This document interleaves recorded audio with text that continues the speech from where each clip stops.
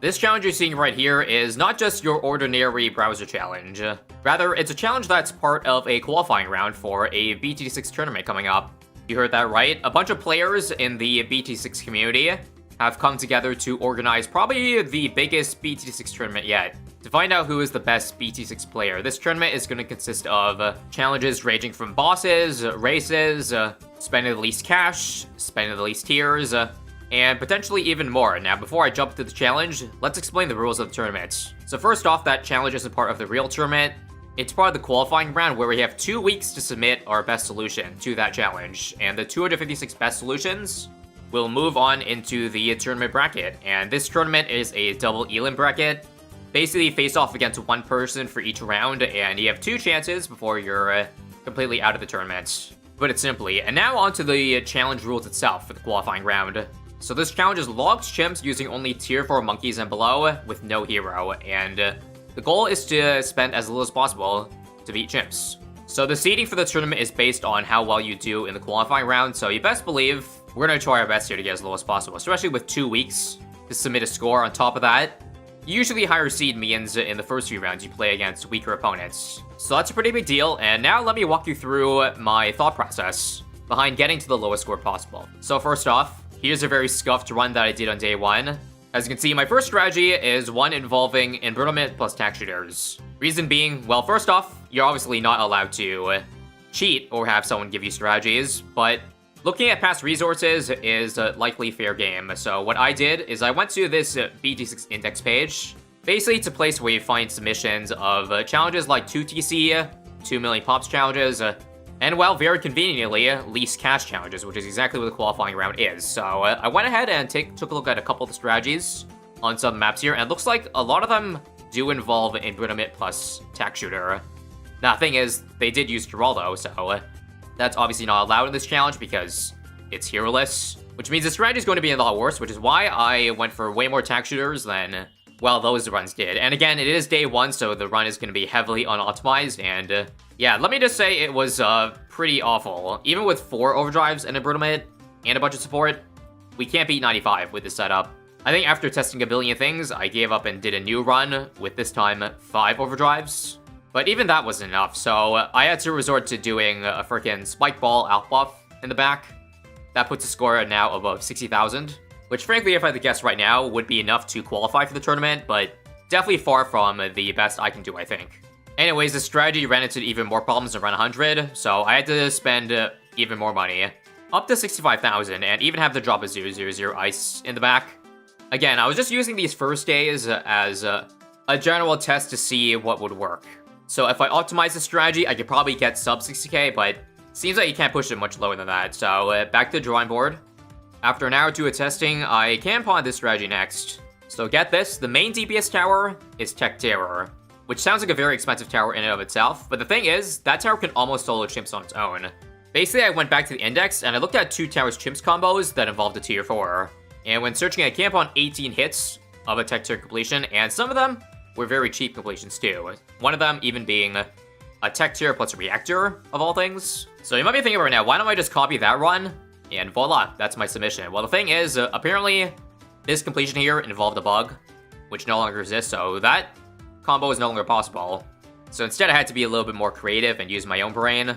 And here's what I did instead. First off, I'll buff the Super Monkey, and also give it a Jungle Drums Discount Village, because Discount Village is insane for tier 3 Super Monkeys. Definitely a worthwhile investment, and get this. I'm going to end up complementing the Tech Tier with an embrittlement, which to some of you might sound like a strange combo, but the thing is, the Tech Tier only does 1 damage, which with its main attack. Obviously, not counting the crits, but if you consider that embrittlement gives +1, then we essentially double the damage of anything the embrittlement hits. So to me, that sounded pretty good, and based on my sandbox testing, it also seemed to perform pretty well. That's the key thing with challenges like this, or my mindset behind them. I don't jump into a real run until I test it in sandbox, and I'm fairly certain it am working. Also for the crosspath, I didn't mention this yet, but I want to go for an 0-4 too. I know there's already D-camo with the sub and the ice, but the thing is, knockback is super important. Like, you get less damage, but you can use the knockback to stall for more Tech Tier abilities. On top of that, it's not even that much less damage because they've increased the base super attack speed not too long ago, so yeah. Pretty smooth sailing with the strategy up until round 95, where there is a problem with the camo purples. Unfortunately, my Ice Tower can't get all of them, and neither can the Alchemist. So here's where the Submarine that I had to drop for early game comes into play. I have to end up doing Submerge and Unsubmerge Micro in order to barely beat this round and pop up purples. Because yeah, if I decamo all of them early enough, then that means the Alchemist can get more shots in the purples. And yeah, it took a dozen tries or so, but I finally did it. But that's not it, of course, because DTs are so scary. We have to time the tech tier perfectly so that it gets pretty much all DTs in the round and also cleans up. So yeah, next prom round was round 98, because the thing is, I need the ability up for 99, otherwise I can't beat 45 DTs. So I have to somehow end the round with a good amount of buffer room. And after another dozen tries or so, this is what I came up with. I had to use my second tech tier ability for all the mobs here.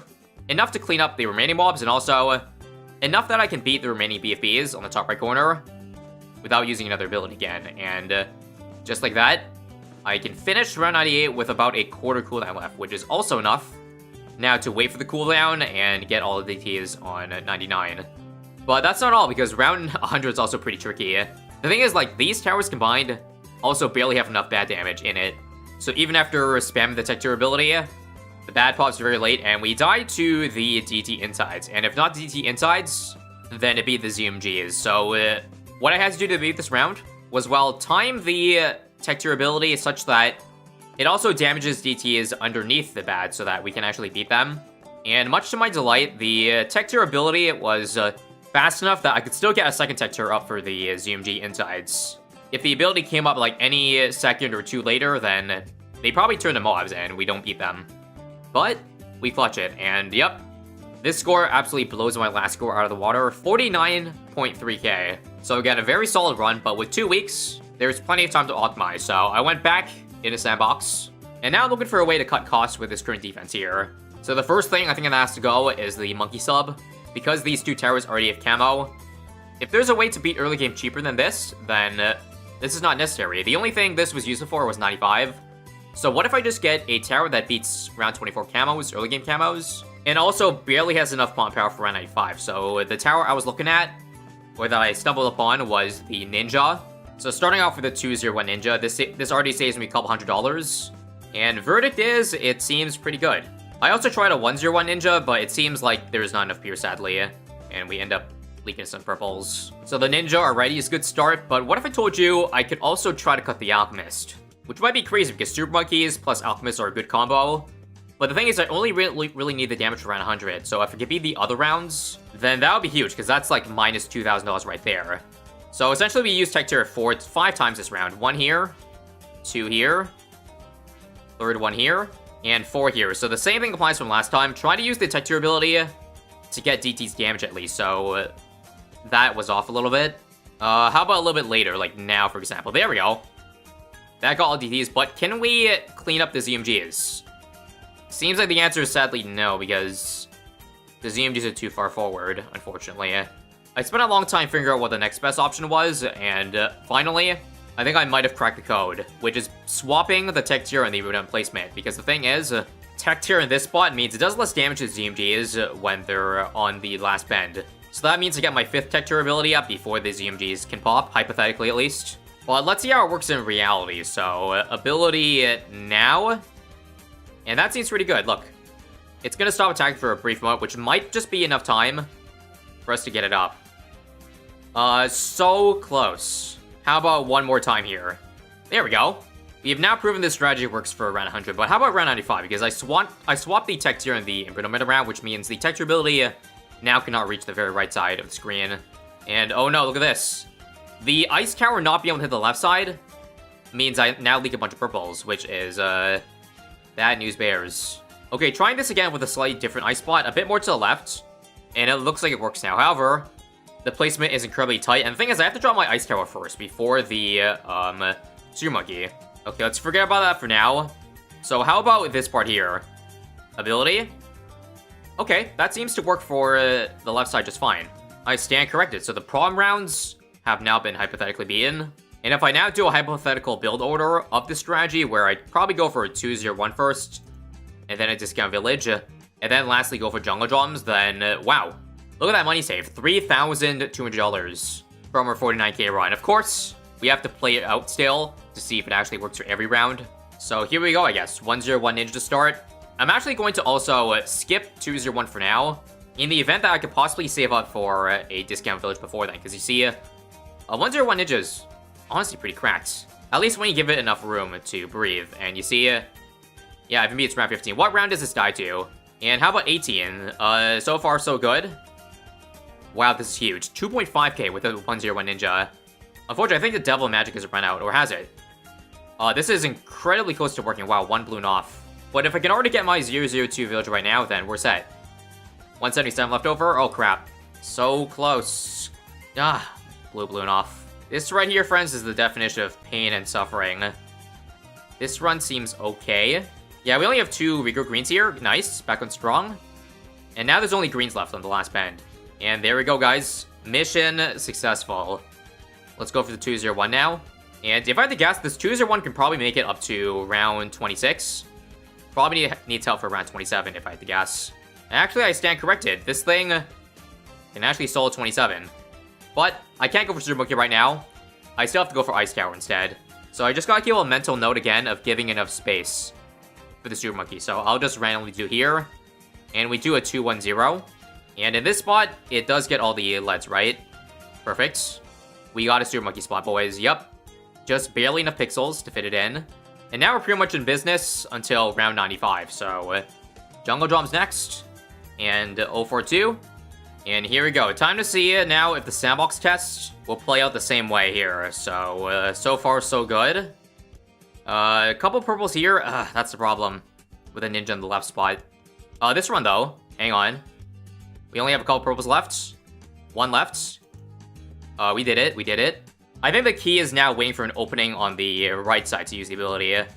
Like, yeah, that leaves... I don't think I can have a single DT stay up. Otherwise, I can't beat it in time. Straight up not having a good time here, folks. Ability now. This is very close, but also no. Yeah, I just got no clue. What if I use the ability really late, like now, for example, or early? This one actually seems pretty good. Provided we can snipe. Oh, that is... Wait. Okay, that's just not fair. Okay, how about now? Oh, that's lovely. Absolutely impeccable timing. No DTs on the right side whatsoever. So now it's just down to the fortifieds. Yep, I think I'm free to fast forward and survive the round, right? Oh, finally. Yeah, who needs outbuff, really? So, again, 1 tech tier to beat every fortified BFB. Alright, the play is first and close. Tech tier. That might be too many BFBs. Let's see, though. Actually, they might just be scared enough that it works. And this is even better than the other run. Abilities up entirely. And now I also need the ability up for around 100. So leave 1 DT up is good. And I should be able to pop this one in due time, right? Alright. I'm gonna get away with that. Hopefully the ability comes up for the right moment here. Yep, there's 1. Here's 2. Here's 3. Alright, and here is 4. Crap, might be too early. Yeah, I gotta wait like half a second more. Now? Come on. Okay, let's wait for the bear tail. Now. Please. Very, very late. Nope, that wasn't even in range. Alright, 50th time's a charm. Please. I think this just might be barely not enough damage, unfortunately. Yeah, frankly, this challenge might just come down to a matter of pixels of where I place the Super Monkey. Like, maybe it's higher up. It has a bit more, uptime on attacking the bad, which in that case is a GG, yeah. Well, so this is a whole new run starting from scratch with the Super Monkey placed just like 5 pixels higher than last time. And you'll see this time when we try to time the ability, we should be able to get the DDs underneath, yeah, with plenty of time. That's the difference 100 damage or so makes, and if we just speed up to the end, we can use the ability to clip the VPs, and there it is. Just like that, we've completed the $46,055 run. Not bad. So yeah, this was a score I was satisfied with for quite a while, so much so that I was pretty much about to submit it, because there was no way I could cut any more from this specific strategy. This was the limit with embrittlement. I spent a long time, though, trying everything, and I mean everything, under the sun. to see if any other combinations of towers could work with tech tier, but I just couldn't find anything until now. Many days later, I've run into this strategy that I'm now 100% confident will be my final strategy if I can get it to work. And so much so that we're going to be officially submitting this run. That is by playing the challenge in the challenge browser itself without using the retry last round for challenge editor and or mods like speed hack. Because as per the rules, you're supposed to play this challenge to submit your score. So the same start, it's going to be a ninja. Here's where things start to deviate from my last strategy though, in that we don't go for ninja upgrades. Instead, I'm going to go ahead and drop an ace. And the exact placement for the ace is right here in the right middle quadrant. So this ace is going to be in replacement of the embrittlement. The tower we're going for is Fighter Plane 320, and this basically covers everything that the embrittlement already does, except cheaper.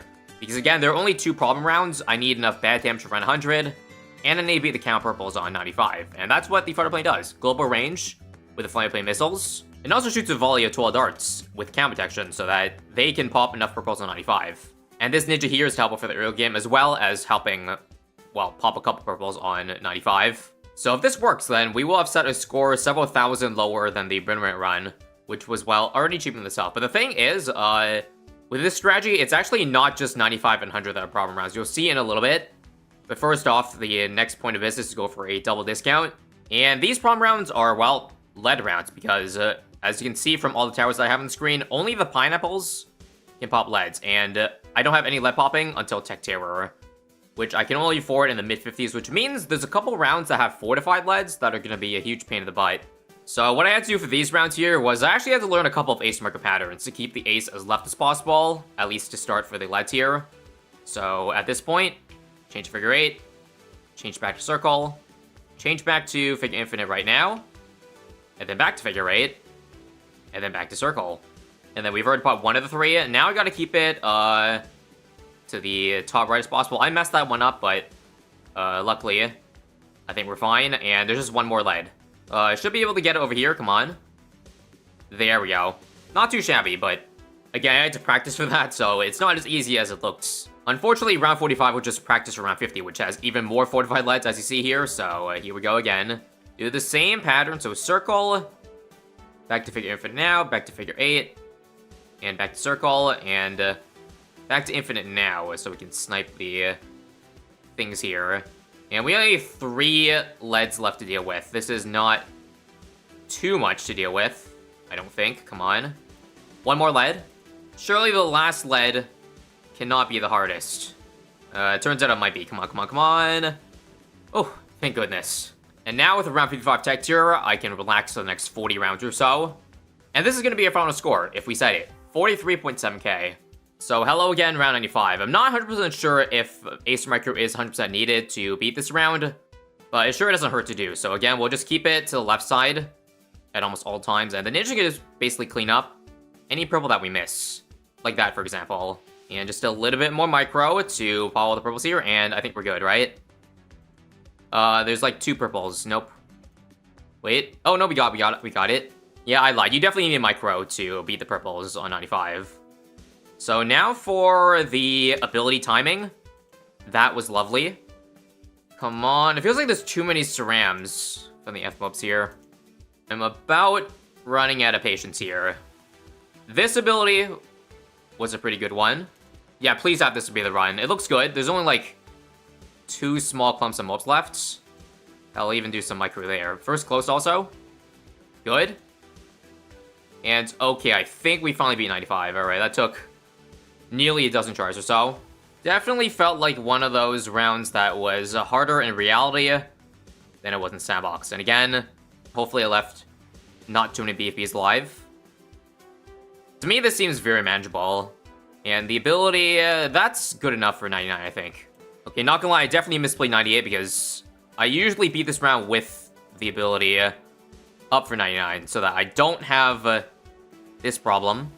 Yeah, I really messed this up. How about this run? 3 DTs left. And please clutch. Thank you, thank you. And that was ugly, but I think this is fine. Spent 10 minutes longer on 99 than I should have. Anyways, round 100 here. It, unsurprisingly, is also not very easy. In fact, I did enough sandbox testing, I think, to realize that Beating round 100 is so tight that I have to do ace micro to get as many darts as possible to land on the bad.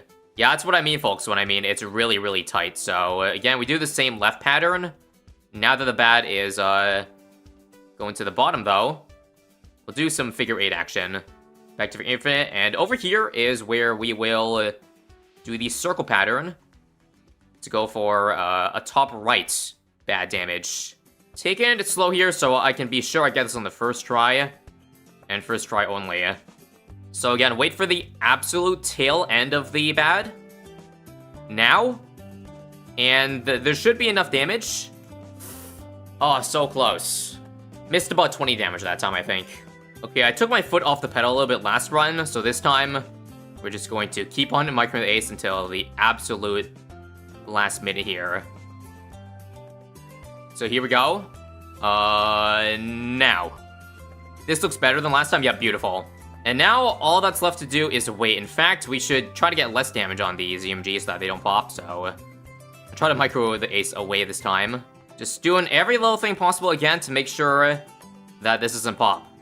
So come on. Come on. Done. That's it. There is no more optimizing to be done here.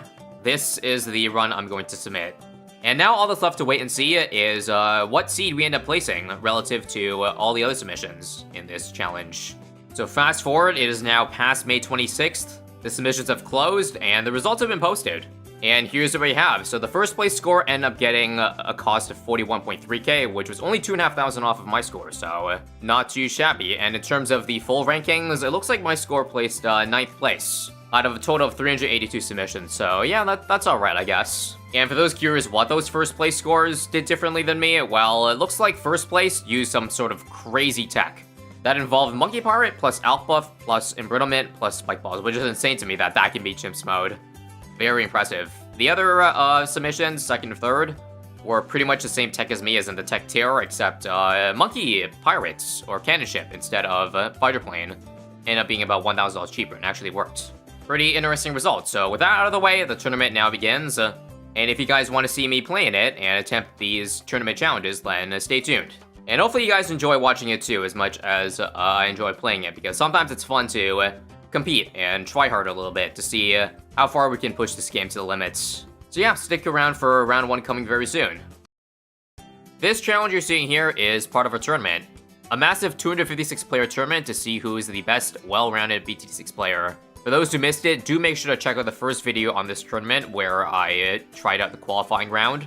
Basically, the qualifying round was to see if you can make it to the top 256 as well as your seeding for it. And just in summary, I ended up placing a pretty solid score for that round that ended up being 9th place out of 256 qualifiers. Again, make sure to check it out in full if you haven't, because a 10-second summary doesn't quite do it justice. Anyways, throughout the multiple rounds of the tournament, we'll have challenges ranging from bosses, races, least cash, least tiers, but also whatever the hell this is. Because this is in fact neither of those. The challenge here is the last 11 rounds of Bloody Puddles, but the blue ones are ridiculously powered up, and you really won't have enough cash to beat it. The catch is that you have 1 million lives, and the challenge, you have to optimize your life counter. Preserve more lives than your opponent, and you can continue in the winner's bracket. And again, just as a reminder, this is a double elimination bracket, so that means we're up against a specific player rather than needing to place in the top half, for example. So we are up, as you can see, against the 248th ranked player. No idea what our score is going to be, so we gotta do our best. So the exact challenge stats are here: 5 towers max, 250k. Balloons are max speed, mob speed, 150, no recall rate, faster cooldowns, 10x removal rate, and 250% mob and Ceram HP. And as for the restrictions, they pretty much ban everything that is either a stall, aka slow, or stun, or an int skill, for example, Big Trap or Balloon Master Alchemist. Those are out of the equation, and this is a hard standard game, so that means we can sell towers for certain rounds if we need to. So my first line of thought here with all this money is, let's just look for the strongest option that can reach most or all lanes of Bloody Puddles. I personally see an Anti-Balloon. So because it costs 10k to remove it, I don't think it's worth spending that much. Instead, we have a pretty good spot anyways up here. It'd be a 250, and then we get this to 220 for now. And to round it off, Overclock and Preemptive Strike. This is to just one-shot all the mob class boons that come in. And I can sell that Discount Village just to get one more tower for 42k. Seeing that we have a 5/4/4 ace available, I feel like it'd be interesting to go for a Sky Shredder. I can't afford it, but again, I can make money between the rounds, so we'll just play for now. So we're all but guaranteed to leak lives here. No doubt about it, like, including the Cerams. I don't think yeah, I'm not even catching the Cerams, as you see. So I think the goal here for the first run is just to break down every single Multiclass balloon into Cerams. Like, who cares? Just tank it. We'll do a first strike, too, to nuke out some balloons.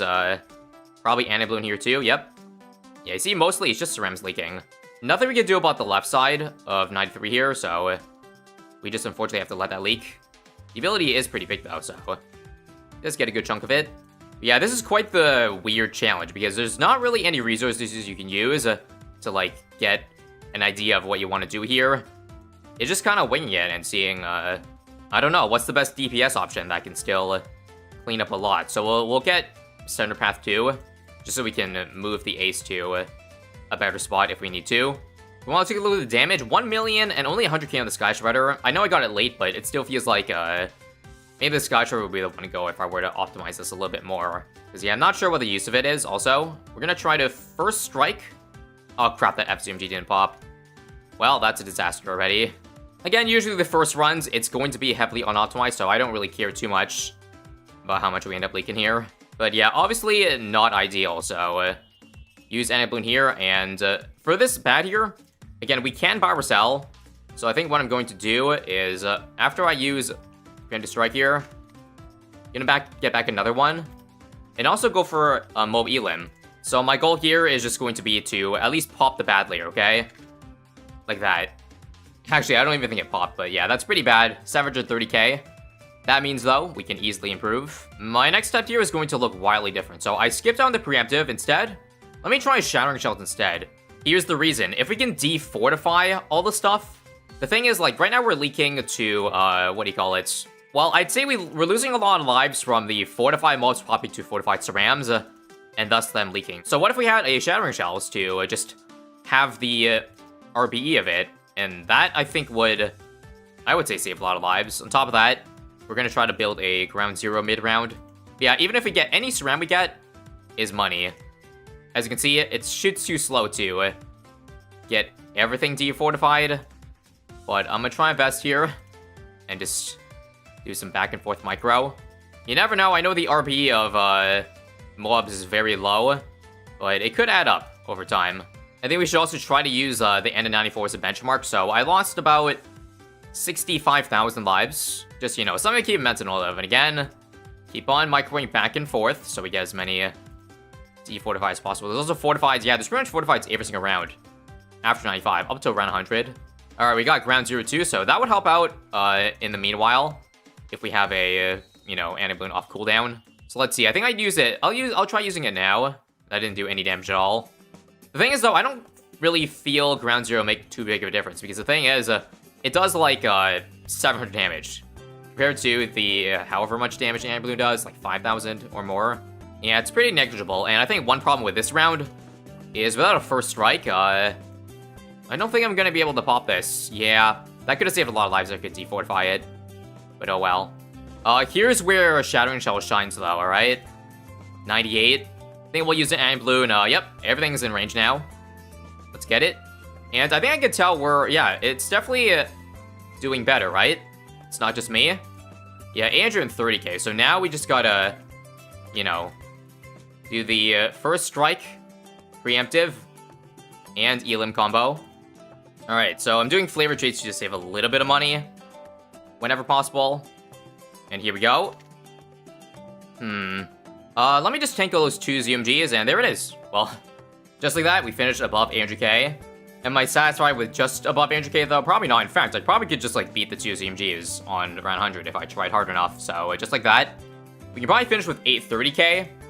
Maybe I'm gonna try to aim for 850, guys. Considering ground 0 didn't do anything, I think the best play is just to skip that and go for, I don't know. We'll try save it for first strike. Make sure to anti-balloon now to get as much as possible. And yeah, 840 if I can pop this bad here. So we're just going to pause the run so that I can optimize. What I do first, get the flavor trades, of course. I'll basically just have the avatar wrap here as a supplier of damage. So let's go again. First strike, heal him immediately. Keep doing first strike micro. Another elim. Another first strike. Another first strike. And I think we can pop this, guys. Well, I got down to BFBs, but this is good enough. But there's 832k right there, but still a bit of room to optimize. So I'd say 850. Okay, so you won't believe the next idea I have in mind here. First off, one of the rules of the tournament is that bugs are allowed as long as they are reproducible and do not trivialize the entire challenge. And I do remember this bug that still exists in the game where you can keep the perm boot buff even after selling it, which I think I am going to sell because just too much money to keep around. So basically, I need to sell this at the perfect time. Didn't get it there. How about now? Perfect. You see, icon is there, even though it's gone. So let's quickly get back the overclock and sell the flavored trades to get shattering shells. Now the problem is, again, it doesn't trivialize the challenge because I don't have a homeland anymore, which could be pretty important. But I think that's worth the trade-off of having basically permanent attack speed, range, pierce, whatever else there is. And I guess with the extra 34k, can I still go for preemptive? I'm like 14k away. I think I'll try to save up for it, but I doubt I can afford it in time. Oh well. Now, one more thing to know about this bug is that I actually can't back into the game.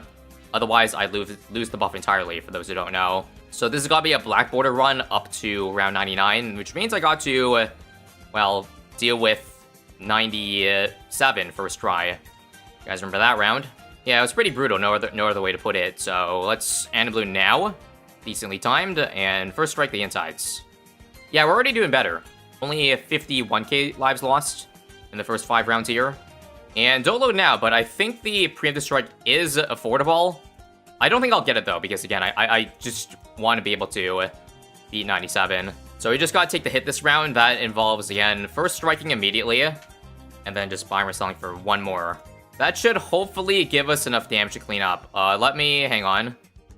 Use the ability now. Perfect. Yeah, that beat the insides entirely. Hey, hang on. Can I first strike this part too? No, I'll just leak all the BFBs. I think we can probably use the first strike for 98 here. So how is Perm Brew looking, everybody? Let's use Anti-Bloom Command immediately. That was decent. And I will have 870. Yeah, this is pretty good. How much will I lose this round? Let's find out. I will Anti-Blue now.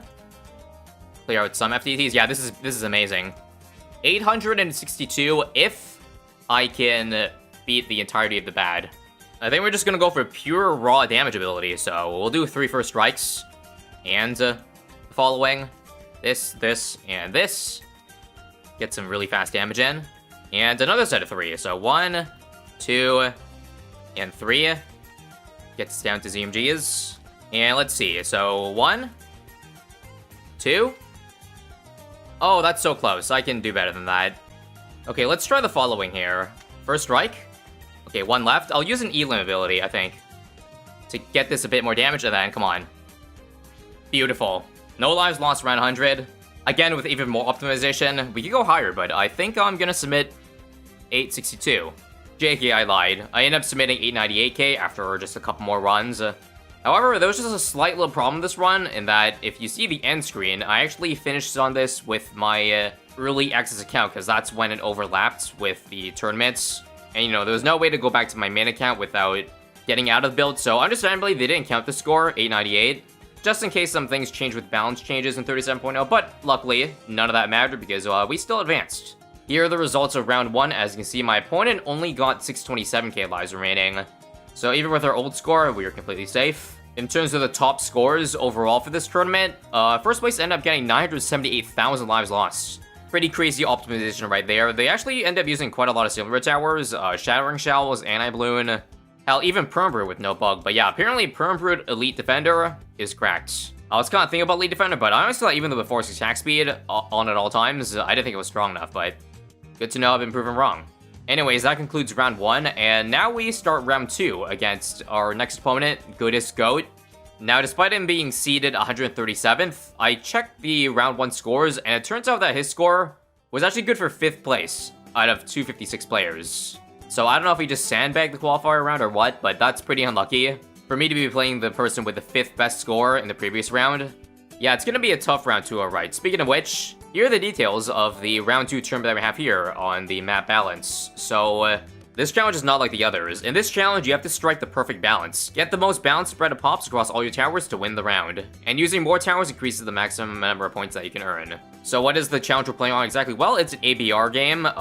15 rounds from 75 to 90, and 10 towers max. So basically, if you want the best score possible, all 10 towers have to have the same amount of pops. Although, obviously, that's, well, on paper, pretty much impossible to get. Especially with there being 15 rounds in the, challenge. On top of that, they also banned a lot of the cheese towers. So, for example, there's no mortar, no heli pilot or dartling, just because it's very easy to manipulate pops from those. So these are the towers that we have enabled. And right now, that leads us to how is the score calculated? Well, the tournament organizers made quite the formula to calculate a score where you get a good multiplier for using the maximum amount of towers and also decay. In case your pop counts from all towers deviate too much, you'll get penalized heavily. So basically, at the end of the game, we just calculate the score by using a command and entering all the pops. And the best possible score to get is 17.782k.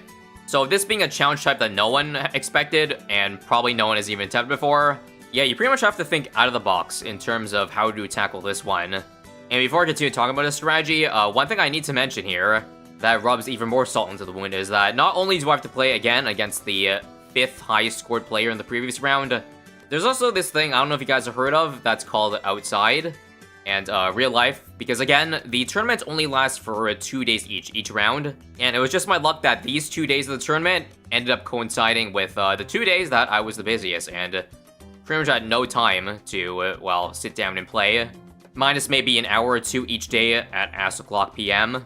Yeah, this is a problem, because even for, I guess, experienced players like me, it does take a lot of time to find the optimal strategy, and it's hard to, like, do that when you only have, say, 1-2 hours to work with. Nonetheless, I tried to squeeze in as much time as I could, and here's the overall strategy that I came around with.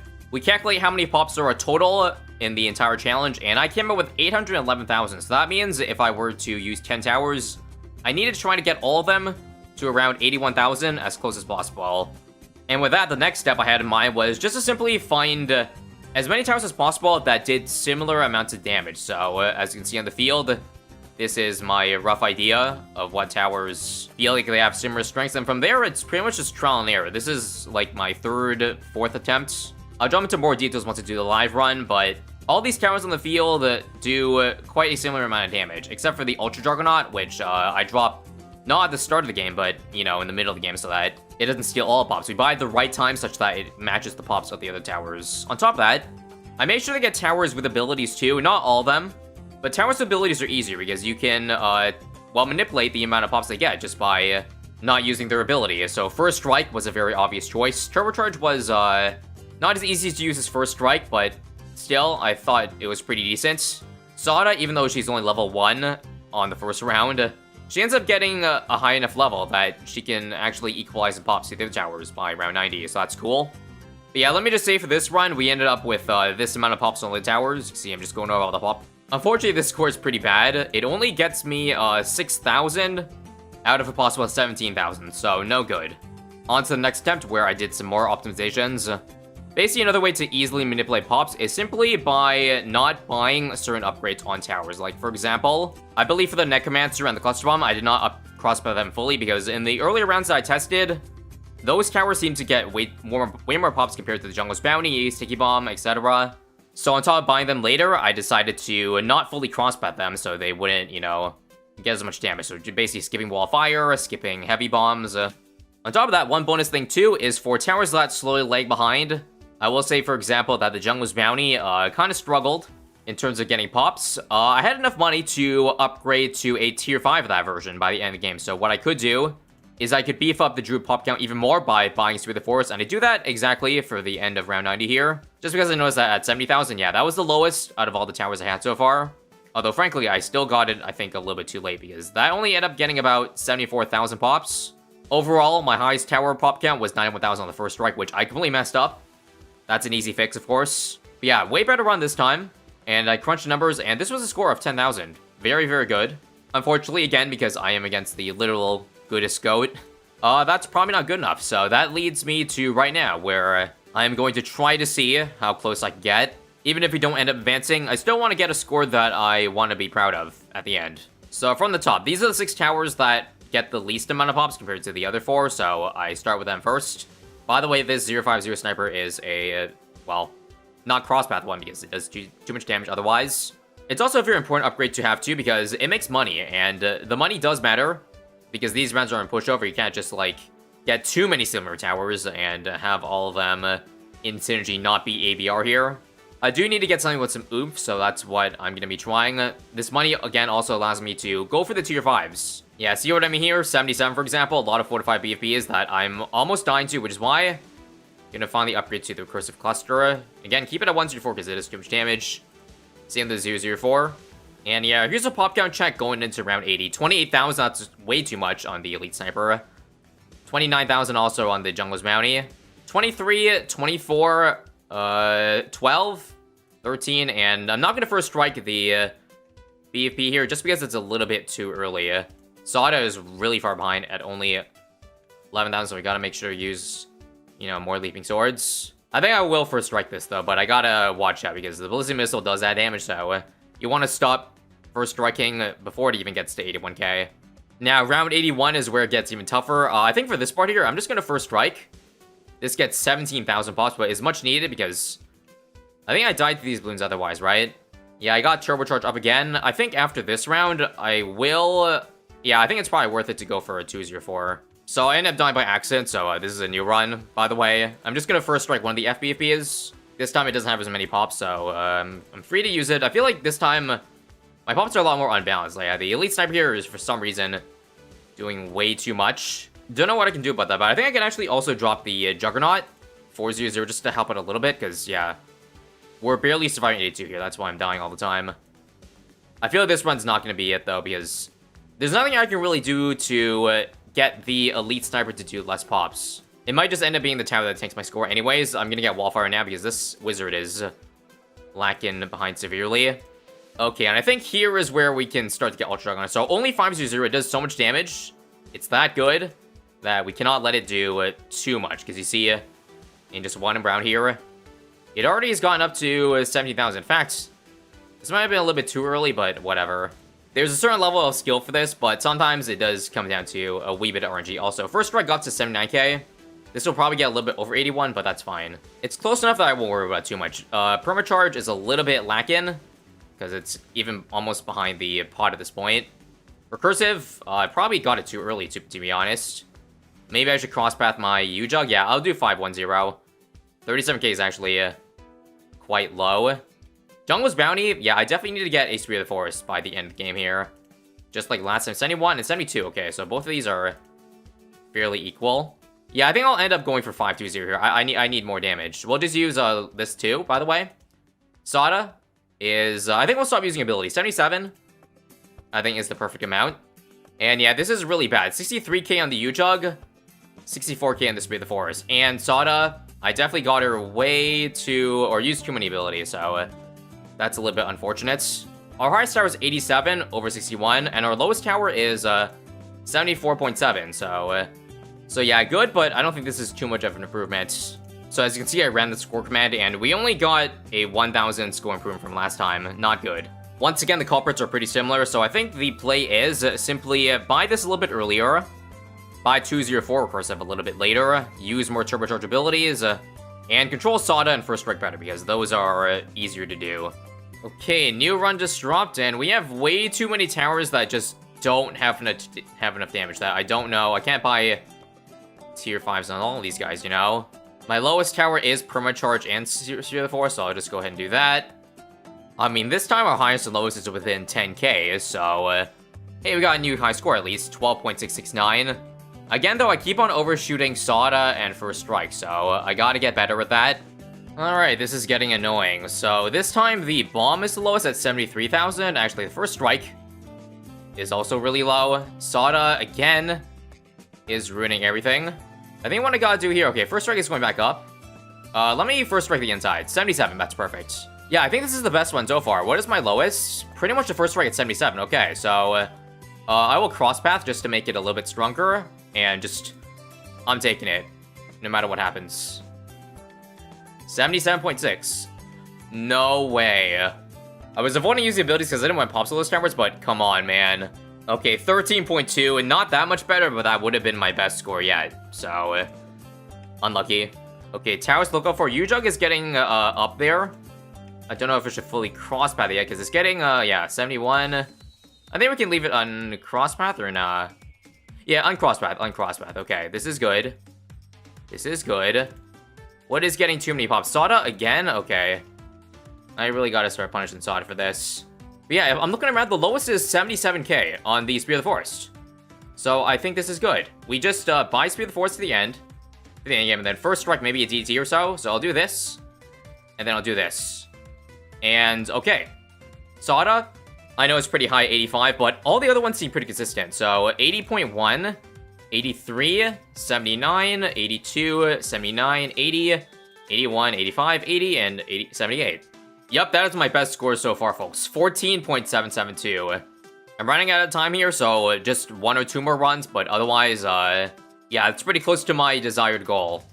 I should add a couple more optimizations I'm doing is, occasionally because of RNG, the Elite Sniper does too much damage, so we put it on last so that the Bouncing Bullet doesn't quite, do as much damage. Same with the, Sticky Bomb. I noticed that when it's on strong, it does more damage, so if it falls behind at any point, change the targeting of that. So it feels like, even if towers don't have abilities, we can manipulate their pop counts easily. I think the ones I found that are hardest to manipulate, though, are, again, U-Jug, Pod, and Recursive. So it's just kind of down to praying for RNGs at that point. Okay, so this run here, permacharges a lot of pops. Do not, I repeat, do not do anything with it. Looking at the rest, everything looks good except for, I guess, the Ultra Juggernaut. I'll see if I want to upgrade to 520 mid-round. This is the lowest 61. But other than that, I think I just don't want to use any abilities. So hopefully we don't die to anything silly. What else? You know what? Should I get this or should I not? I think I'll hold off. Yeah, this is good. This is good. Holy crap. Best run so far, I think. Yeah, you cannot ask for any better. Okay, so the lowest one is First Strike and the Spear of the Forest. So we'll just buy this and yeah. I'm taking this. I don't think I can do much better than this run. So quick overview: 80k, 82, 78, 82, 81, 80, 83, 82, 81, and 78.9. So the difference between the worst and the best tower is only under 5k pops. And what score is that? Let's input all the numbers, and 15,399. Yeah, I'm taking that. Win or lose, I'm satisfied. I'm tired. And in that amount of time frame, I think that's about as good as I can do. So that brings us to today, where the round 2 results have been posted. First off, let us head over to the Hall of Fame to see what the high scores were, and some of you guys might be surprised by this, but the highest score was the max score possible, which basically meant that all 10 towers that these players placed got the exact same pops. And you're probably wondering how that's possible with 811 pops to distribute. Well, it's a glitch. Basically, there's a glitch you can do with the Total Transformation plus Ice platform to sell towers, even though this challenge doesn't allow selling. So basically what a lot of people ended up doing was placing all their damage towers on the Ice platform and then using the ability right as the last balloon spawns in, so that the only towers left in the field at the end of the game are basically towers with 0 pops. And yeah, this was the first place guide. The tiebreaker was used for whoever got the least cash, and yeah, it's pretty nuts. Second and third place also had perfect scores, all the way to, I believe, 13 total submissions. I think the reason so many people had a perfect score is because they posted in the announcements the day before the round ended, that one player did have a max score. So I feel like when people know max score is possible, more people will try it, knowing it's possible. Which I feel kind of makes it unfair to that one guy who got it first without knowing it was possible in the first place. But that's besides me, and unsurprisingly also, guess what my opponent got? Yep, the max score. So I pretty much had no chance from the get-go unless I did this exact thing too. I actually was aware this bug existed, but again, because I was short on time and there was no guarantee I could pull this off in time, I just had to go the safe route, because with the max score, it's either you get that, or a score of 0 if you fail. Anyways, I think including tiebreakers, my opponent finished 4th. So even if I did get the perfect score, there wasn't even a guarantee I would win. So GG's to my opponent, best of luck on the rest of the tournaments. Again, this is not the end though, because there is a loser's bracket, so we're still very much in it until we lose one more time. But regardless, I do think that even if I get eliminated at some point, some of the tournament challenges here have actually been pretty interesting, and I honestly might just give it a shot, even if I'm out, just to see how I could do, because Yeah, it's pretty fun, and some of these challenges are pretty creative. Welcome everyone, this is part 3 of the massive BTD6 tournaments going on, where 256 players compete to see who is the best well-rounded player. Again, check out part 1 and 2 if you haven't. Even if you didn't, you might still enjoy watching the challenge for this round over here. So this is round 3, losers bracket only, spoiler alert. And our challenge here today is to complete an Odyssey with as few towers as possible. And in the case of a tie, the winner is determined by who spends the least amount of time. And if you use your hero multiple times, it counts as multiple towers. So here's the Odyssey that we gotta play itself. There are 5 total maps, as usual, and each one is 20 rounds, and it looks like they go up, like, you know, in order. So first round is the first 20, 21 to 40, 41 to 60, 61 to 80, and then 81 to 99, each with their own specific modifiers. So I did the dirty work already beforehand and planned out what towers I think I want to use for each island here. And in terms of the crew that we have, well, we can only use one tower once. And as you can see, there's lots of restrictions, lots of stuns that are banned, like Balloon Crush, Impale, Super Glue, same with one-shots and all that. In terms of the hero, we don't have Geraldo. I'm gonna pick Brickle though, because, well, right now we're playing on 37.0, and there's let's just say a little bit of a bug that I believe I may be allowed to use, and you'll see what it is later. Let's go ahead and equip Ace. With that, I think we can begin map 1. So, ideally, I do want to try to use only one tower to beat this, since it is the first map. First off, rules: no knowledge, no selling, $1,400 to beat 200% speed balloons, and high recur rate too. What I was thinking was, if I could do a 130 Druid, then that would be GG, although I don't think I have enough money for that. If this doesn't work, then not to worry, I do have another idea in mind. But this is good, because Harder Oak also exists, and since every balloon is regrow in this challenge, then yeah, that would be absolutely marvelous. So there it is, Hard Oak. Now we don't have to worry about it anymore. I don't know if I want to cross path 120 before Druid the Jungle, but we shall see. I already lost a couple lives. I don't think I'm going to bother restarting, unless I maybe drop below, like, 35. It's not good to lose too much on the first map, because, again, if you don't know how custom Odysseys work, the amount of lives carry over towards all 5 maps. So it is actually very important to not leak too much, and I'm already doing that right now. Hell, maybe I should just go for a 0-2-2 if I want to buff the attack speed.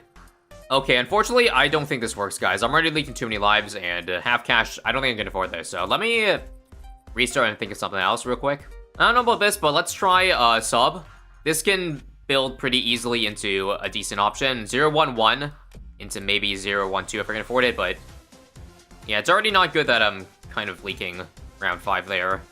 Alright, very cool game, down to 1 life. We got 0-1-1 now, and nope, I'm not taking this. Okay, this first map might be a little bit harder than I thought. Let me try a 0-2-2 Boomerang. You basically want something that does a lot of base damage that, you know, can one-shot blues and not have to worry about the rigor rate. And we'll do attack speed, so that the rigor rate, you know, is even less of a problem. But again, I don't know if this can make it to 20 rounds, because if it's already leaking to round 9 here, okay. Never mind, I guess. Seems like the Druid is our best option so far. Yeah, I gotta restart. Don't know if this works or not, but we're gonna try Heart of Vengeance here. We already get, you know, 10% attack speed before losing lives. Yeah, hell, I get even by a Druid of Wrath, so it's not really the worst build order to have in the world. So let's see, I think I leaked that. Okay, 1 balloon, that's fine. Yeah, I don't know about you, but I think this is gotta be the tower. My only problem is round 15, I don't have Druid of Wrath in time, so I gotta make sure I don't leak, like, all my lives right here. I'll do some strong charting for the yellows.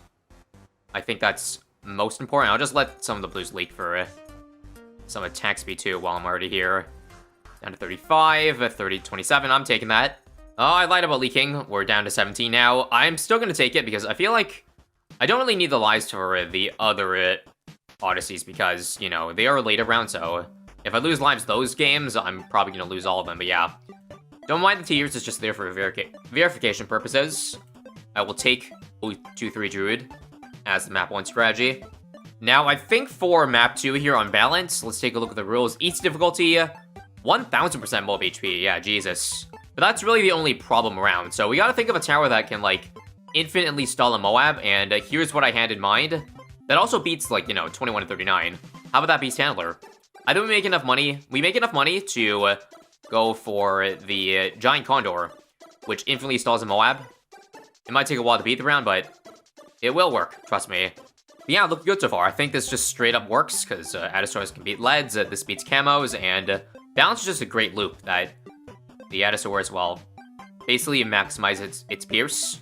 And thanks to easy prices, I think I can afford Giant Condor. It's only 6,800, yep. But yeah, I did say earlier that I looked at all the rules of the Odyssey, and I did say something about potentially using a bug for one of the later maps of this challenge. And that leads me to address some of the stuff that happened in the previous episode, where if you watched it, I know some of you guys got pretty heated that I lost to a person that used a bug to get max score, and to that, I just want to say that, first off, I know a lot of people said that the bug trivialized challenge, but I guess what I didn't tell you was that it was really hard to pull off.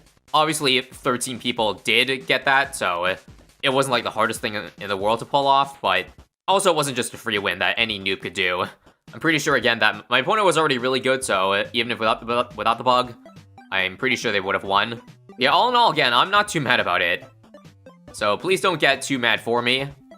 And again, as you see here, let me actually change the reticle so that the Condor actually moves it backwards. There we go. And now we just wait until this Condor does 2,000 damage. I even moved the Adasaurus to make things a little bit easier, and I suck. I thought the Condor could deal with the last ceramic, but oops. Anyways, to reiterate what I said again, I do agree the challenge probably would have been a little bit more interesting if that bug wasn't allowed, or if they just simply didn't tell everyone it was possible, then having just 2 people tie would be better than 13. That's my take. At the end of the day, I'm here to enjoy the challenges, not necessarily to win, especially because, again, I'll be probably quite busy for some of the future rounds that I may not even be able to play it at all. But nonetheless, aside from that one cheese from the previous challenge, it seems a lot of you guys enjoy the challenges that the organizers put out, so make sure to give some appreciation to them for all the hard work they're putting, even if occasionally there may be mistakes. Okay, so here comes round 40. Let me just see where the mob comes in, and then I'll move the reticle up to there. Okay, it doesn't seem to work. What I'm trying to do again is try to move the Moab, like, to be stunned at the entrance, because last time it was, like, being knocked back at the exit. That's why there was no time to beat this round. There we go. We got it. We found the spot, and there it is. 1 tower. Again, we got the minimum through 2 maps. I think I can even do a minimum of 3 here for map 3 here. So let me go over. You got 12k to beat 41 to 60. Okay. Ability cooldown is 500%, and that's about it. Now, that being said, what is that 1 tower? I don't know. But I'm gonna try a Necromancer to start off, an 024. So I might as well just bite the bullet and go 2 towers, possibly, because it's hard to find a tower that beats, like, every type of balloon and also camos, too. Okay, so it looks like mobs are actually harder than I thought to beat. I think I just need to do 2 towers here.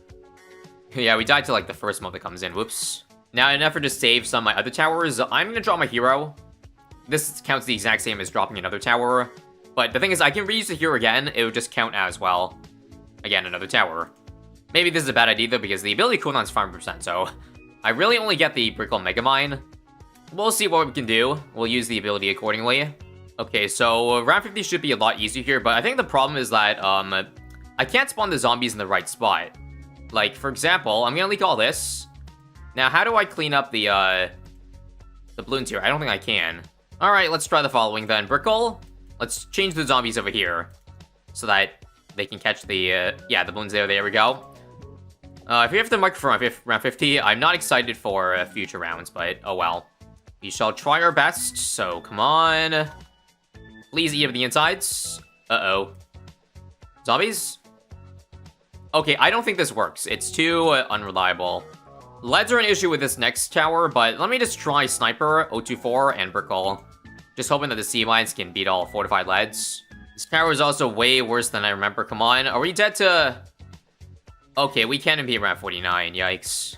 Alright, forget, no Brickle. We're just gonna do Sentry Expert with Necromancer, because I don't think I'm gonna use NG for the last 2 maps. So this will honestly be fine. Wish I had 420, but it's whatever. Alright, here's round 50, so let's see. Yep, that's much better. Still doesn't feel like a free win yet, somehow. Yeah, it was like the mob damage isn't that great with the Sexpert. And there's a lot of Sentry spawn RNG, so gotta make sure to back out if any round looks like it's gonna kill us. A lot of things turning last bend here. Luckily, Clutch Ice saves us. I'm really concerned for round 50, though, so right now, I feel like if the BP takes too long to pop, we're gonna have 0 zombies, which is gonna be a problem, because then it's just my Sentry Expert left to clean up. And already, yeah, it's already down to 0. Bruh. Guys, this is so sad, but I'm pretty sure we lose. With no zombie spawns. Oh my god, yeah, it's even spawning the wrong side. Yeah. You hate to do it, but back to the drawing board, I guess. Okay, how about Recursive and Top Path Necromancer? Can you tell I'm the end desperate? That's because I am. I know Recursive isn't the greatest mob damage, but kind of running out of options to try, you know? Alright, mobs here. That's still really sketchy. I need a lucky cluster. Nope. Yeah, I don't know anymore. Let's try Smart Spikes, Spike Balls, and Necromancer. This is like my 12th combination attempt. And just as I expected, it might not work here. Let's just see, though. Nope. I don't know. I'm done. Alright, I am just done with it all. I'm gonna do 3 towers. This perfectly gets us to $0, so I have good hope this time. Reactor that I can unsubmerge for Airburst Darts, Brickle, and D-Breath in the middle to catch balloons exiting.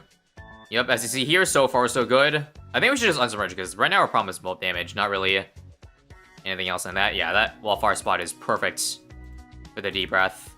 I'd love to get level 10 Brickle by round 60, so I can have a guaranteed win against the BFB. If not, though, it might be a bit sketchy, and that's also sketchy. And what's really annoying is that sometimes when I restart back out into the game counts as if I lost, so... as if I haven't spent enough time on this damn map already. Pulling out all the stops here now, so we'll do strong submerged sharding, or micro, that is. Something like that, and yeah, that's much better.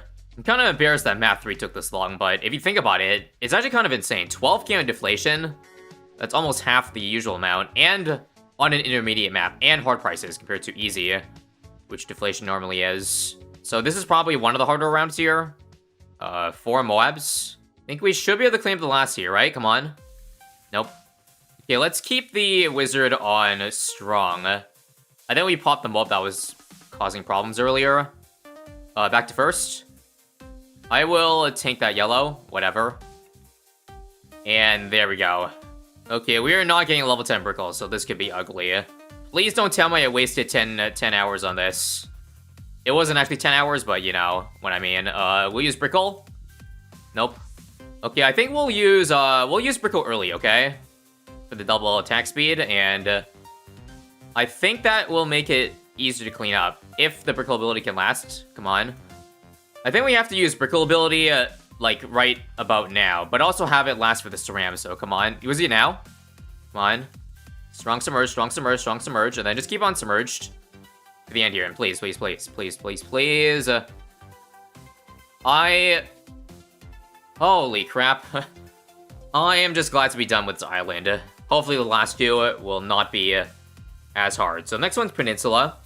My initial goal was to try to get only 2 towers used on Peninsula. Well, we'll see if that's possible or not. 27k, 61 to 80, it's ABR. Couple things to note are that Cerams are really beefy, but the ability cooldown rate's lower and all the other stats too. So here are the 2 towers I had in mind. First off, Balloon Area Denial System, and second off, Sun Avatar. And here's the reasoning. Basically, the Bads can knock back a lot of Cerams at once. However, there's a fortified lead problem, so I might need to start off with the Super Monkey. Unfortunately, I don't have enough for Sun Avatar. Okay, this is actually going to be really sketchy. Might have to do a change of plans already, unfortunately. Yeah, okay. Yeah, if I can't start with all those towers, then it's either... I gotta ditch one of them, I think. This is gonna be really stupid, but how about Elite Sniper then? Gotta try it before giving up on it. It does beat 61 at least, so that is good, albeit a little bit tight for my liking. And just my luck, that 63 we cannot beat. Yeah, okay. Alright, Frigate, Glue Storm. And we'll add a Dartling here, 022.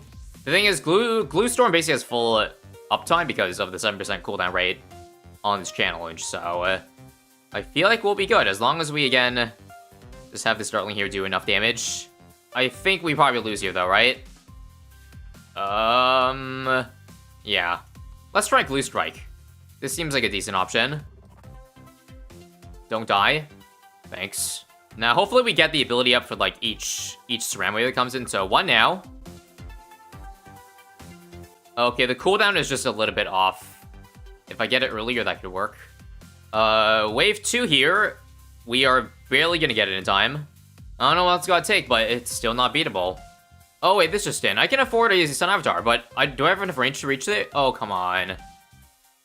That would be so good if it could reach, but I'm pretty sure they intended it, so you can't start with one. There's a decent chance Spiked Mines could be the option, the answer. They buffed it to be a lot stronger this update. More Pierce. Just don't know if it's gonna be enough Pierce for 63, though. Please? Okay, there's enough. And it does not... Okay, it's not enough for this part of 63. Unlucky. Okay, hear me out on this, guys. Glue Strike. So basically the extra damage with +2, I'm hoping will help not eat up as many spikes. Let's see, wave 2 here. Camo wave. Tight, but it worked. And then, yeah, Brickle's just there later for the Megamind if we need it. And there we go, finally beat 63. I personally don't mind if I beat this with 4 towers, but obviously I will try to see if these 3 is possible. It's annoyingly slow, but I'm liking this run so far. We can get Glue Strike, Glue Storm, I mean, like, probably next round. And then we don't have to worry about time abilities anymore. And yeah, Brickle also pretty much gonna get level 8 very soon. Again, so far so good. Spike Mines is really dealing with those beefy ceramics very nicely. Everything so far is working according to plan. And there it is, level 10. So now this should be made even easier with us being able to Megamine. The BFB is right there. Let's go ahead and use another one here. There we go. Now, I think this is actually part of the bug being shown here. So usually the Megamind ability for Brickle doesn't go under layers, but you saw there the mob still got stunned. So correct me if I'm wrong, but this is a bug with almost every status effect in the game at the moment. Like, it soaks through layers, so that would include stuns, such as Sarbama. Like, let me just show you again here. Megamind? Yeah. Mobs are stunned. And I'm 99% sure that usually isn't the case with Brickle. There actually is a way to get this bug to work 100% of the time, like, even on the ceramics too, but I don't think it works, Oh, no, it does work. Look at that. So, by the way, I did reach out to an organizer to ask if this bug was allowed, and they did say yes, before anybody's like, this trivializes the challenge, because... honestly, this bug affects a lot of the towers this update, so it's kind of hard to work around it, play around it. In fact, a lot of people probably just run into this bug accidentally. And again, it's got a bit inconsistent, you see there. The mobs did not get stunned or anything. I think it has to do with, you need an active status effect on that tower for the stun to work, because I'm pretty sure I didn't use Glue Storm that time. And that's the reason why the bug isn't working. So let me show you again. No status effect on the BFB. And the Moabs, they're not stunned. They keep on moving along. And now let us try with Glue Stormed BFB. And you see, the F-mobs are stunned. So I believe that is how you trigger the bug. If anyone else has discoveries, feel free to mention in the comments. Frankly, I don't think this bug really helped that much in this challenge either, because, like, Glue Storm and Spike Mines Man is already pretty cracked. At no point in this game were we really close to losing. And now to end it all off, one more Megamind for round 80. And yeah, 3 towers to beat Peninsula, map 4. I'm happy with that. If I can do math correctly, that is currently 8 towers used through the 4 islands. And I'm expecting to use at least 3 for the last one. So I will take a score of 11. That should put me close enough to the top. This one, you have a lot of money to work with. So Dark Castle up to round 99. This time the mob HP and Ceramic is 1,000. So yeah, huge yikes. Reduce cooldowns and reduce speeds. Let's remove all this for free first. So because bugs are allowed, I'm just going to pull out all the stops immediately.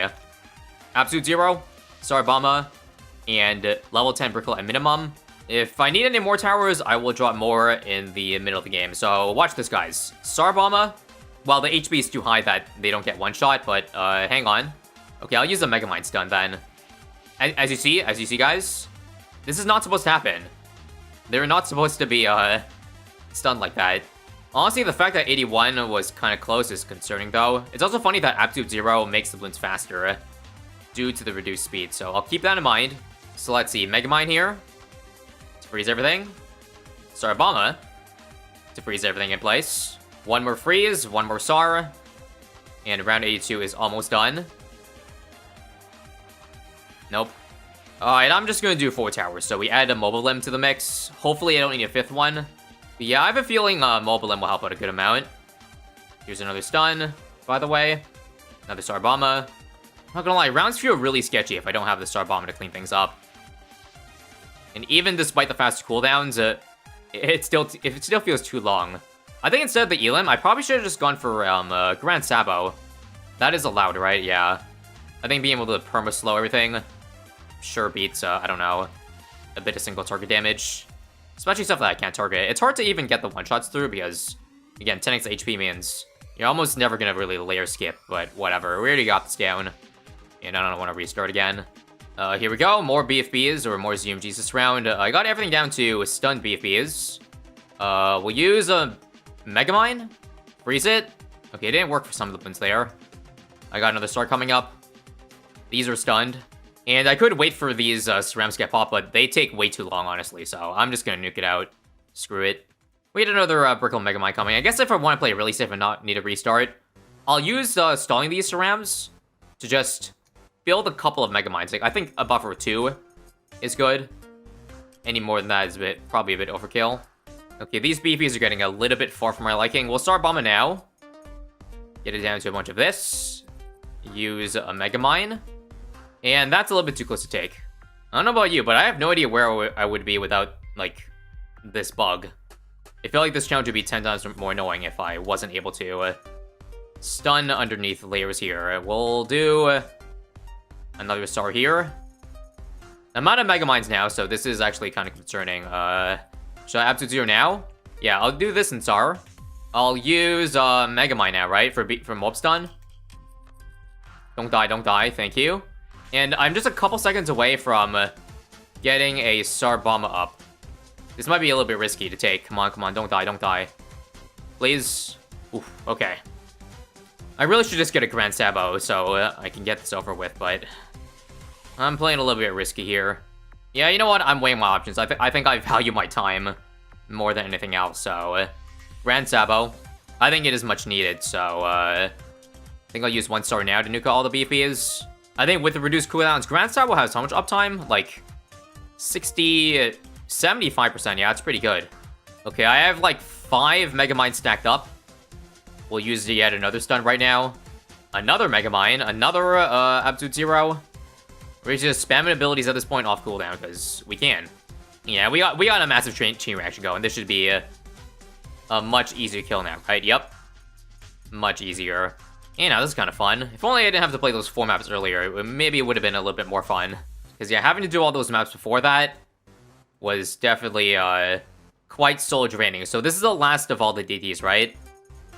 Yeah, I don't think we even need to worry about the bug here that much, because, I mean, we're already going to be able to slow down cerams anyways. I have 1 Megamind coming up really soon, but I gotta be careful about when I want to use it. I'll wait for the stun to wear out. How about that? So, now, freeze. Use this. Alright, perfect. And hopefully the stun lasts long enough, please. Tsar.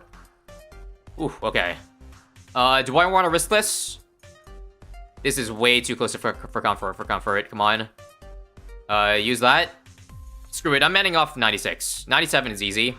We'll use Tsar Bomba. Oh, I think it's fine to chain that. That's fine.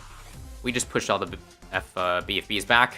I'll use the slowdown here so that the Megamind can work on everything like that. Another Star Bomba. Looking good so far.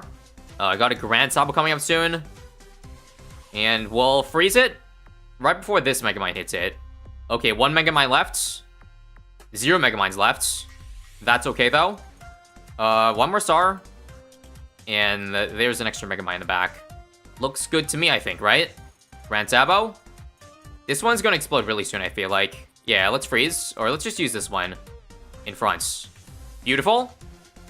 And beautiful. Actually, maybe... Nope, okay. I thought 99 started, but luckily we kept a couple cerams alive. Helps us stall the round just a little bit longer. So let's Grand Sabo now. Let's Star Bomber early. Drop a Megamind here. And thank goodness we don't have to deal with any bats for this challenge. And that is game, folks. 1 Star Bomb to end it all off, and the end. Let's just review the map for the pop count, because honestly, I want to see what did the most. 8.5 million star, not a surprise. 3 million on Brickle. 1.8 on the Elim. Yeah, 5 towers used for this run, which puts us at a total of 13 for the entire Odyssey. Again, I am satisfied enough with the score. And it's kind of a reminder of why I hate playing Long Odyssey so much. Anyways, once again, fast forward to the end of the round. And here are the results, starting with who got the best scores overall in the round. So, some mad lad was able to do 8 towers total. And then second and third place, both with 9. Actually insane. And down below, they tell us, or rather reveal to us, what the least amount of towers to beat each map is. So, of course, Island 1 was done with 1 tower. Yours truly, Island 2, also 1 tower, and the exact same tower and crosspath that I used. But here's where Island 3, 4, and 5 are a little bit different. 2 towers is possible with Sada and D-Breath. But again, I want to use Brickle for the bug showcase, so that wasn't possible for me. Island 4, also 1 tower, somehow Crossbow Master is able to do it. I guess don't sleep on this guy after I got so many pops. And Island 5, 3 towers only. This strategy was wildly different from mine. It's just a overclocked, ultra boosted, homelanded Dark Champion. So yeah, lots of variety in this challenge. And as for the results, if you're wondering if I advanced, then yes. In fact, my opponent didn't even submit. And all the red here is all the opponents or players who did not submit this round. And all the ones are basically people who just won on a coin flip. So I did the math and counted, and only 27 people out of the 132 in this round actually played or finished. So either that's a sign that the Odyssey was too hard, or just a lot of people decided to peace out. This is part 4 of the massive BT6 tournament. Check out the first couple videos on this if you haven't already. This next round is really, really spicy, so here's the challenge overview. In this challenge, you have to beat chimps with as many pops on a 000 Dark Monkey as possible. But not only that, but all beginner maps are banned, so rip logs. Couple things to know is that you can't use Draw the Super Monkey Cape on the Dark Monkey, and no cheese selling towers, and also, this round will be done in my own challenge editor, so we pick the map that we want to play on. And basically, winner of the head-to-head, whoever has less pops on all the other towers combined, will move on to advance. And just for reference, in this round, we're up against Gumball, who, fun fact, is actually one of my former contested territory teammates. So that should be a good idea of the skill level we're up against. Just take a look at his profile, too, if you want any more idea of what's in store and what's to come. So finally, even before this tournament round started, I kind of had this idea in mind at some point, but it's glad that I can finally do it now and with some actual stakes at hand. I think the main reason why I shied away from doing it is because it's pretty much impossible to get 2 million on the 000 dart. I'd love to possibly be proven wrong if someone actually, the top score, ends up being over 2 million, but it's most likely you have to settle for below 2 million. In fact, even 1 million would be tough to get. So that's my, bare minimum goal. I want at least half the pops this total challenge on that 000 dart. And the intermediate and above map that I've chosen here today is Firing Range. So let me explain why, and not other potentially easier maps like Streambag, for example. And that's because you can hide more towers on this map, or rather, put towers in places where they'll usually get less pops. I'm not going to worry too hard, by the way, about minimizing the amount of pops other towers get, because it's going to be hard regardless. So we're going to play this similar to 2 million pops, but you'll see the differences in a second. So for round 28 here, we need lead popping. We'll do 200 Alchemist. Aim the Dormer against strong so that, well, we get all the leads popped. And we should be good here, right? You guys already probably saw it coming too, but it's also time for Double Discount Village. So one, obviously, for the primary training / mentoring, we want to give range buff, pierce buff to that Dart Monkey. But also the MIB, because we can't pop leads with this Dart Monkey. And don't worry, later on in the game, I'm going to submerge the thing to a 302, so it doesn't take any pops away. But for now, I kind of need to do a decent amount of damage. In fact, I might even need to give Joaldo items to survive these rounds here. Or actually, I could probably just go for the Berserker Brood now, just to buff the... Yeah, I'm using a 300 out buff on a 000 dart. That's right, folks. Gotta love that 2 damage, 2 pierce attack coming in. And it appears that I cannot beat 35 here, so yep. As I said, I might do some items on the sub, because I think my main goal here should just be to survive, because the fact that this is on an intermediate map means even just winning the challenge itself is not going to be easy. So I'm just going to save myself the effort. Again, every round of this tournament only has 2 days for you to complete it. And as you probably heard in previous rounds, I do kind of sometimes go outside. So that does mean that some rounds I'm going to be strapped for time a little bit, including today. I'm going to do 1 run only, and I'll take whatever pops I get that run, provided I can survive at least. 37, look like another round. I gotta restart. Okay, I think we'll do a Jar Pickles on the sub right now, and pick up a Sharpening Stone should take us to round 40, hopefully. 39 is still giving me difficulty, so I'm gonna get the double discount and the glue already rolling. And I think at this rate, I can get Jerry Fire next round, so that's when my 000 Dark can start accruing pops. Bit of a Regal farm here. Should I just Road Spike? Let's see. No, we don't need to. Thank you, Gibraldo. So yes, gear items are allowed, by the way. Just everything again except for the cape.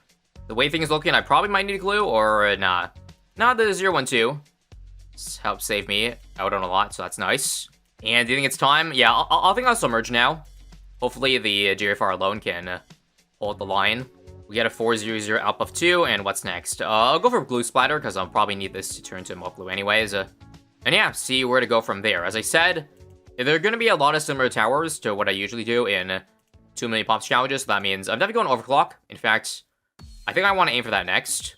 Or do I actually? There's another tower here, because I'm doing Dart Monkey, that I could use to, I think, have a better / easier time to buff my Dart Monkey. Let me just first go for P training, and I'll do mentoring. It gets me 3 tier 1s of primary tower, so I probably should have done that before. Going for more glue upgrades, so that's fine. But back on topic, by the way, this round, I'm going to do Dart Pickles to double the Jerry Fire. That tower is the Super Monkey Fan Club, because, well, as you know, that can transform other Dart Monkeys to be Super Monkeys for a brief time.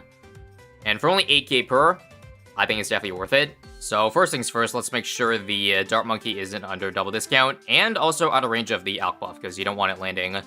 Pretty much want everything clear of the Alchemist over there. Yeah, let's go for it. So my plan here is to go for 3 fan clubs. That'll give me full uptime. I was thinking about going for a Plants of Fan Club, but I think just judging by how difficult just surviving is going to be, I don't think there's any way I can stay up at 48.6k, which would be ideal. But yeah, I don't think that's happening. But yeah, let me just transform it, and that should make popping mobs a lot easier. As you can see, now there's no need for the sub, but I still might unsubmerge it during downtimes where, you know, like you see the giant downtime over there. And just for luck, it is up again for the 2 mobs here, so use it, and yeah, it's not a cheat code, because it's still only a very low peer start. I could do a Sharpening Stone, but again, I'm trying to save money here as well. Any little bit I can save here to afford, you know, another support upgrade earlier will mean a slightly easier late game, so we'll just use things ahead of time. Hell, do a little bit of damage here, because, again, what's like 30 pops out of a potential hundreds of thousands that's going to be taken away. Once I get 2 of them, it should be a lot easier. I should mention again, the P mentoring gives a 10% cooldown reduction, which makes it very important to put all of the fan clubs under that range. I think even with this, I'm not surviving, am I? Yeah, this run's tough. This will set us back a little bit more, but I'll do a mob glue. I think giving us more time to beat mobs will probably be good for us, right? And I actually might be able to stall for the fan club again. Nice, nice, nice. But again, this just means I don't have for 55, so gonna have to leave the sub unsubmerged too, I think. Yep, just like I expected. No fan club equals tough 55. It's close though, it's close. How about this time? Alright, much better, much better. And yeah, I'm just gonna leave the sub unsubmerged, screw it. Alright, finally got a second fan club, so things should be should be looking up now. And now for round 60 here, let's use another fan club to finish off the BFB. And nice. I'll do Sharpening Stone now, because if everything goes the way it does, I can use 4 Sharpening Stones to last 40 rounds of the challenge. Sounds about right to me. A bit of downtime here with no fan club, no third fan club, so unsubmerging the sub. Got my fan club up again. Unsurprisingly, Jar Pickles is a huge help, and I'd probably have to glue CC3 here. Just my guess. I'll see how we fare without glue, though, but I'm pretty sure... yeah, it's actually closer than I thought, but it'll just save us some effort. 1 glue here. Basically, 1 glue for every single wave, so there it is for wave 2. We'll see if I need it for wave 3. The glue looks like it's still alive. Oh, fan club now, by the way. I also got my 3rd fan club up, but I don't think the ability comes up, does it? Come on. We're so close. Just 2 more seconds. Ah, crap. Do I road spike this? Oh, it's so close. Okay, how about this time around? Got it? And I think we can survive it, right? Spike? Nope. Okay. Close. Well, we got Permanent Fan Club now, so I think things, again, should be looking up. 71's a struggle. Yep, I need, again, another Jar Pickles. Pretty much all 3 Jerry items have to be active, otherwise I will keep on dying. Right now, the main goal is to go for Overclock, but I'm actually not sure. There's a couple other options I had in mind, which I guess I'll tell you right now. If you watch my previous 2 million pops challenges, it should be no surprise that, 1, Absolute Zero is absolutely amazing. The second, though, I don't use very much, at least in 2 million pops challenges, but is actually really good. And that would be the Glue Storm. I'm gonna barely die this round. So it's a Glue Storm with the Corrosive Crosspath, which means it's gonna get a lot of pops. But that's the only way I can get the +2 damage to work on Mall Class Balloons. That's how I think I want to tackle this, alright? Oh, also, I think I'll just do a Jerry Totem this round. It's cheap and its utility probably will help pay off, right? Yep, makes a good difference to me. Yep, there it is. Just in time for the harder rounds for the late 70s. Just taking a look right now, by the way. The Dart Monkey has about, like, 85 to 90% of the pops. Total pops in this challenge, so... that's a pretty good pace. But obviously, it's not going to be kept up, most likely. Again, 75 is a good gauge here to see just how difficult this round is going to be. And yeah, even overclocked does not beat the mobs here. I think we'll do some totems. And looks like with totem, okay, we survive this part, right? Okay, barely. I think this part's staggered enough that we should probably survive it, right? Yep, looks good to me. What does it? Spike? I'll do... okay, no spikes, no spikes. Okay, this round, I think there's pretty much no other choice but to Maelstrom. Because this is a Riga farm. Let me just show you real quick. Yep, that's pretty rough. We'll just go ahead and take the pop count hit and the money hit. Goodbye, 76. Yeah, there's also another Riga round on round 79. I think my plans for that is... I'll probably get Glue Strike by then, but I won't get Glue Storm, which might be a problem. Yep, I got Glue Strike now, so I might as well just use it. This gets me +2 on everything, and I didn't even cross path to Corrosive Glue yet. I only want this when I want to get extra damage, the extra damage on Moabs. For now, though, this gets 0 pops, and once again, should be the key for us to beat round 79. I'll just go ahead and like here, and we are good. So let me just first see if this does create a Riga farm. If I just hit the fan club here for the rainbows. I think it, yeah, it falls behind a little bit. We'll Glue Strike now. I don't want a Maelstrom. Okay, I don't have to. Nice. We got Glue Strike coming up again. This is good. This is good. And let's make sure to Glue Strike the Fortified Cerams here. Just have an easier time. I also did already go for the 240, by the way, so we're gonna start getting the pops along the way, but again, I don't think it's a big deal. And I think for this last part here, I'll try to not use a Jerry Fire, just so I can save like a little bit of money, because 2 more will get me to the end game, as opposed to needing to do 3 if I got a new one right now. I'm being incredibly picky here, but I guess I feel like being picky today. But yeah, that just saved me $400, because I only did 1 glue for 110, as opposed to 140, and alright. Here come the Super Cerams. Oh yeah, and don't forget, Sharpening Stone, upgrade Sharpening Stone. Permanent +1 damage. I feel like next point of business is definitely to go for the Glue Storm. I would love Absolute Zero, but I think since it's just cheaper to build into, I already have it built up. Might as well buy the bulk, because the Glue Strike doesn't last through, like, if I pop multiple layers, the Glue Strike will not keep going through that, if it makes sense. Makes any sense. Yeah, come on. Like, $100 away. Got it, got it. And now it's time to see even more destruction, so I even unsubmerge a sub. I'm not even going to do Jar Pickles, because, again, I'm pretty sure that with +2, the base damage of every dart shooting will be 3, and even more with Alchemist and Sharpening Stone, so doing the math, Jar Pickles is not worth it, unless it's for 4 to 5 rounds, like 98. That's when I get extra damage. Yeah, you see here, a little bit of damage going to Glue Strike, but it's not enough for me to really care that much. And now it is time to drop that Absolute Zero damage. So I can't put it in the middle here because it's next to the Alchemist, or it's in range of the Alchemist. So as much as it sucks, it'll have to be like a little bit lean to the left, but whatever. Oh yeah, and I forgot to get this, but we should get mid next. The reason why, you guys are probably wondering, doesn't Glue Strike D-Lead balloons? I've mentioned this multiple times in previous challenges I've done, wherein like you don't need MIB if you have Glue Storm, because it allows you to pop the leads for free. Well, that's because that doesn't give you frozen popping. So if I use Absolute Zero, my Super Monkey fan club is not going to be popping any balloons anymore, because the balloons are, well, frozen. So unfortunately, I gotta spend an extra 6k for that, which will delay my Absolute Zero even more, but it feels like I don't need it right now. Look, the 80s are actually doing pretty well, and I like this spot. It's actually not that bad, because it's still in range of the balloons that it can help freeze and do some utility. By the way, correct me if I'm wrong, but the +2 still applies even though you only see the purple glue on it. At least I think it does, because it definitely, again, looks like it's doing a lot better. I'm also going to Snowstorm here, looking a little bit close for 87. Probably should do a Creepy Idol. Yeah, this round's looking just a tad bit difficult. I see some cerams leaking in the corner. I'm just going to do a Road Spike.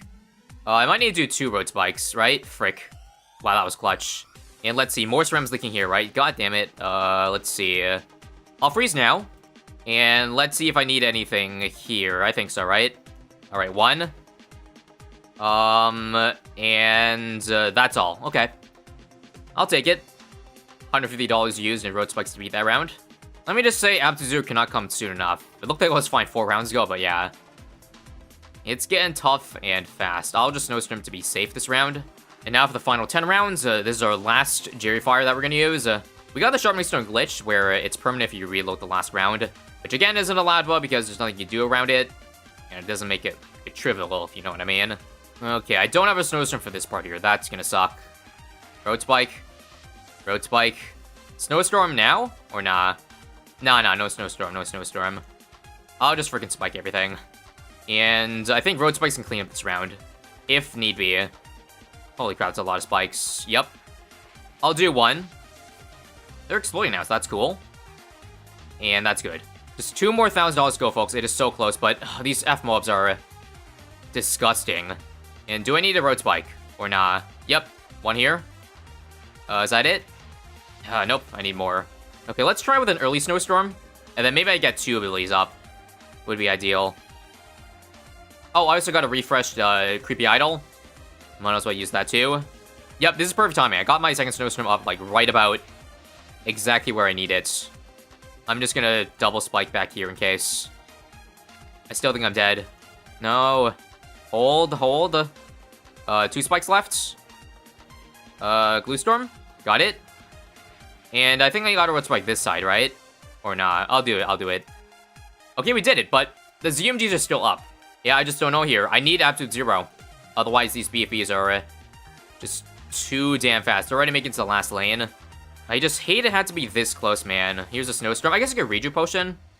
Is that really worth it to, like, put me back another 2,000? Because I don't think so. I mean, you never know. I'm out of spikes, though, so that's a rip. Yeah. So close, guys. Or you know what? I have a genius idea. And that involves the Genie. Because again, I said I don't care too much how many pops get taken away, as long as I can just beat the run. I think the Genie would help me survive at 92, 93. It'll take like 100k pops away. But I mean, we're already sitting pretty, right?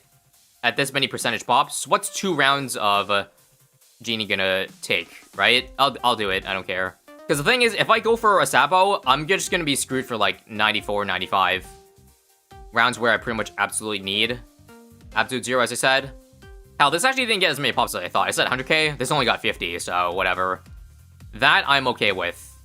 Total pops taken away so far is about 100,000, so it's also not bad to use like Genie for 92 because 93 is not really a dense round. I'm not getting much pop count from these couple of 4 or 5 BFBs here, and it'll be gone for next round. So that Geraldo nerf where the Genie only lasts 2 rounds, 2 rounds instead of 3 is actually coming in huge for us, and there it is. Absolute 0 has been afforded, and I think now we just spam Sabos. And you have no idea how useful this is. This is permanently slowing down ZMGs if I use it just once.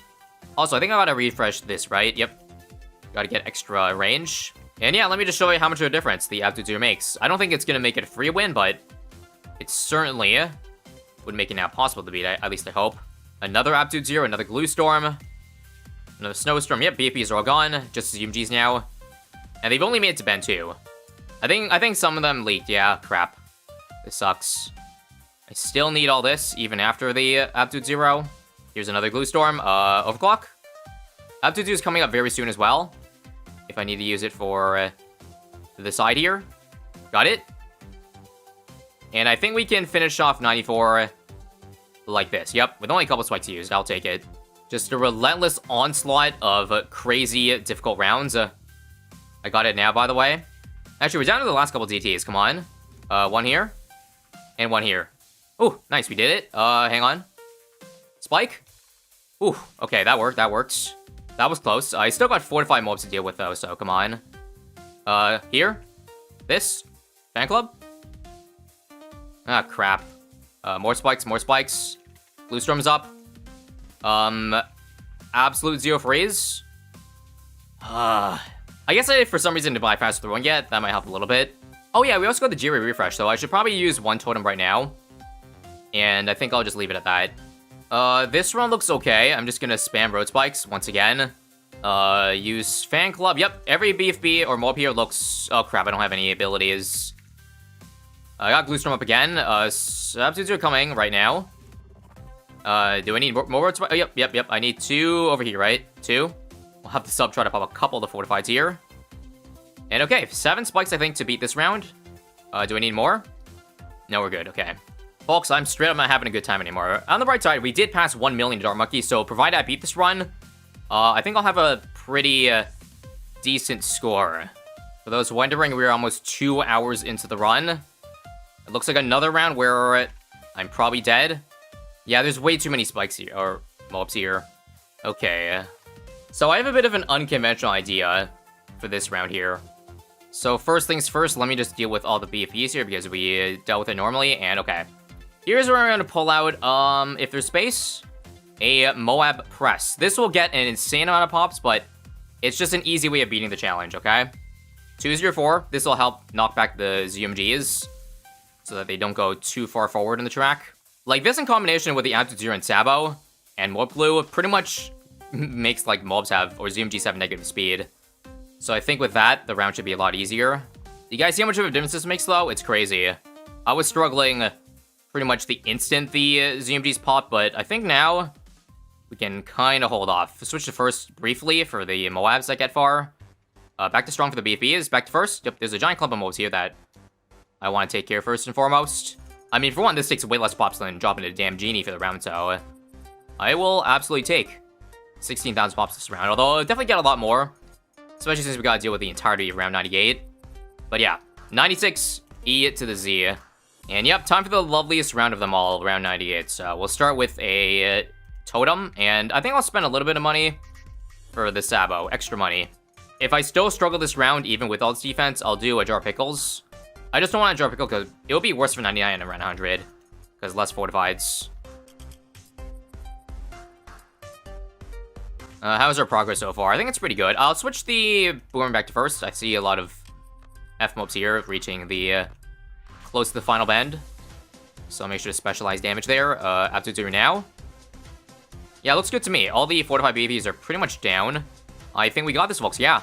Even some of the ZMGs are popping too. So the fact that we're staring at them makes it even better. Sabo now. Overclock. Fan Club. Yeah, Mold Press is up to 80,000 pops, but that is completely fine.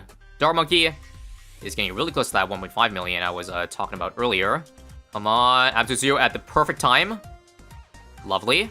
And now we have Sabo for when the AZ wears off. So that's kind of what you want to do. You want to use Sabo at the halfway mark when all the blimps get unfrozen.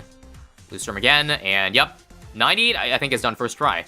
So I'm glad that what I had in mind before this run started is what I end up, like, pretty much working this run. So that's good to see.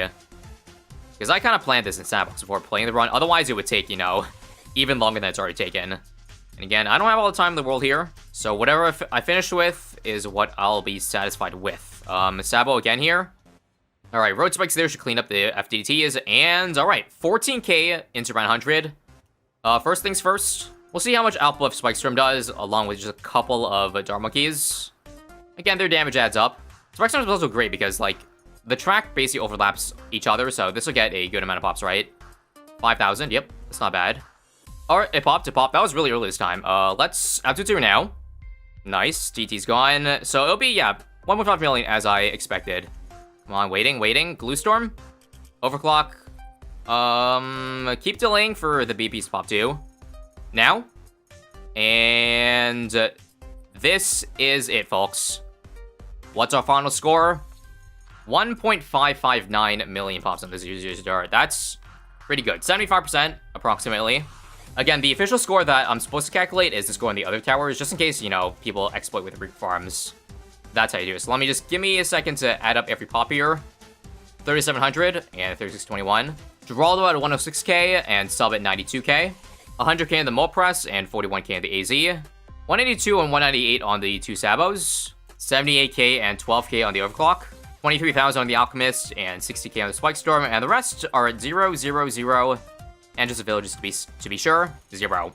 So yeah, that is it. And once again, fast forward to the end of the round. And as per usual, here are the top scores. First place goes to Gavo with only 100k stolen, aka whopping 1.9 million pops on Dart Monkey. And how they did it was actually pretty similar. They did also do fire range. But the key difference here was that for cleanup, they had a bunch of 000 Dart Monkeys in the back. Or at least ones you can transform to a fan club to clean up, because, yeah, that's pretty brilliant. My main problem was stuff leaking on the sides, but those extra Dart Monkeys are a good and cheap way to clean them all up. And second place, TSP with another brilliant strategy. They used a giant condor to stall, which takes less pops away than a Mold Press. Didn't come to my mind, but I can see why that did so well. And now for the rankings of everyone's scores. So we're in order from least pops to most pops taken away. And sitting over on rank 13, we have yours truly. And right below that, Gumball at 510,000. So that's right, guys. We survived by the skin of our teeth. 20,000 pops. If it was any sloppier of a run, then yeah, that would have been GG. Yeah, crazy that this early on we have another high-ranking matchup. You can see here that even the rank 2 player is now officially out of the tournament, beaten by the person that got the most pops in the previous round. This is part 5 of the BTD6 tournament. Check out the previous videos in this playlist if you missed it. Once again, we have another spicy challenge, so let us go over the details. So, in this challenge, you have to get the highest degree of Wizard Paragon on Cornfield round 40 to 85. Tiles will be broken by whoever removed the least corn, and then who spent the least cash. So, very cool. Basically, a farming challenge, which you would have a lot of experience in if you had played bosses, and you do have a good amount of experience playing bosses, so this is good. And just to reference, here's your bracket. We're currently in losers round 4. Long way to go till the end still, so we'll enjoy it while we can. So the exact stats are here.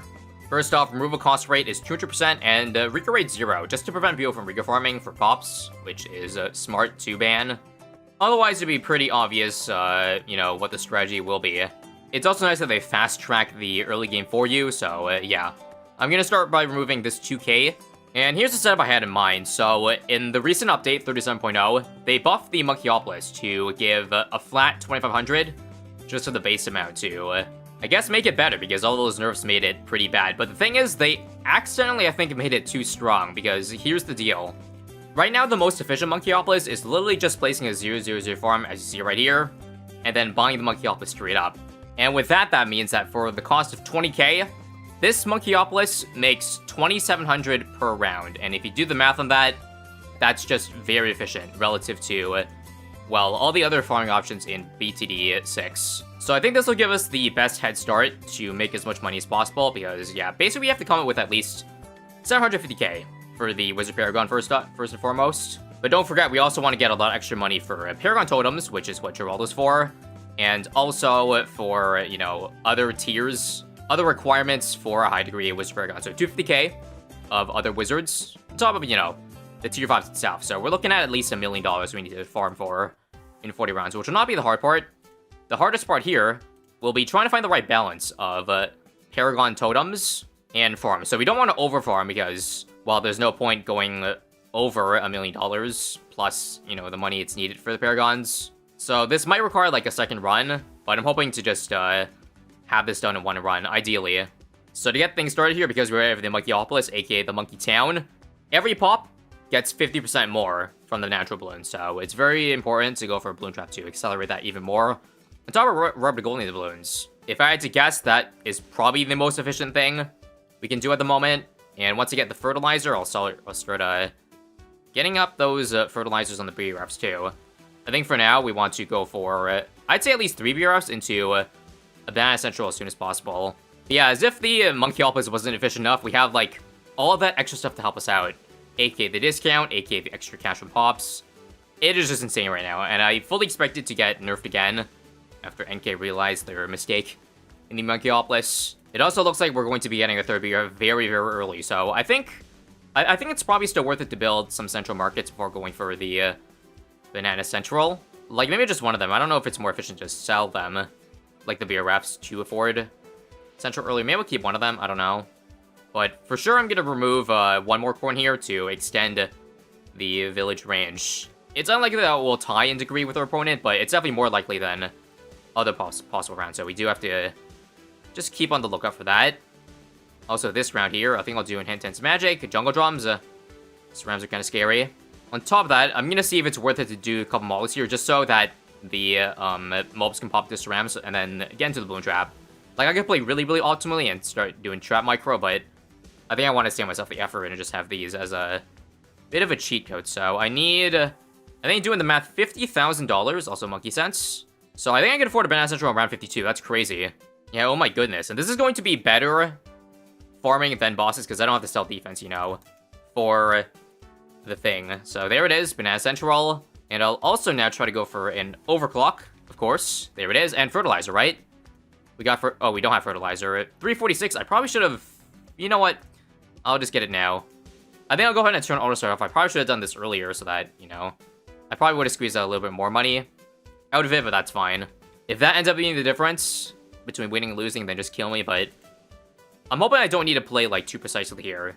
Save a little bit in terms of effort. So again, I did mention earlier, I need to find the right balance of when to go for a draw to level 20, and how many farms I should have at that point I decide to want to go for a draw to level 20. And my guess would be, at whatever point we make $28,000 per round, because that's how much of the Paragon Totems cost. You don't want to be getting it too early that you can't afford to pay off the Paragon Totems, because they basically refresh every single round.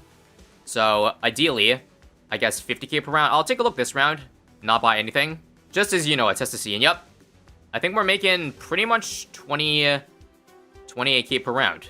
I think I want to squeeze in one more BRF, though, just because there is still range here, and okay, we'll go for it now. We'll start power leveling Geraldo to level 20. For that, we'll probably need about $150,000. I've also gone this long without even going over what it takes to get the highest degree on the Paragon, so let me just go over it right now. So for starters, you want to get 16.2 million pops, but that's not possible in a challenge where there's no Rigo farming. I think the RBE from these rounds here is probably under 1 million, so I don't think I'm going to worry about, you know, getting pops on all the wizards too much, which is why I have everything but the D-Breath as non-wizards. So there it is, yep, level 20 we can afford on round 61. So maybe I got a little bit too early, because when you refresh Geraldo or get level 20 on Geraldo, we actually get 2 Paragon Totems you can drop. It's also only 26k, which is better for us, but yeah, I can only get one of them for this round. Yeah, other requirements, 250k on other wizards, but the thing is, I did the math, and I think spending the money on Paragon Totems is better than spending the 250k, because you only get 10k power for maxing out the 250k, but the thing is, each Paragon Totem gives you 2,000 power, so again, doing the math, this is like twice as price efficient, and that's pretty much why I'm prioritizing going for the Paragon Totems first. So yeah, for 63 here, I'll also just do a Jerry Glue. I think that's, once again, the cheapest way to go about it. Another totem for this round. Again, I do want to focus on farming while getting Paragon Totems, so my next point of business is to go for Ultra Boost, and even remove maybe one more space here to get the extra farms down, extra BRF. So there's one more glue.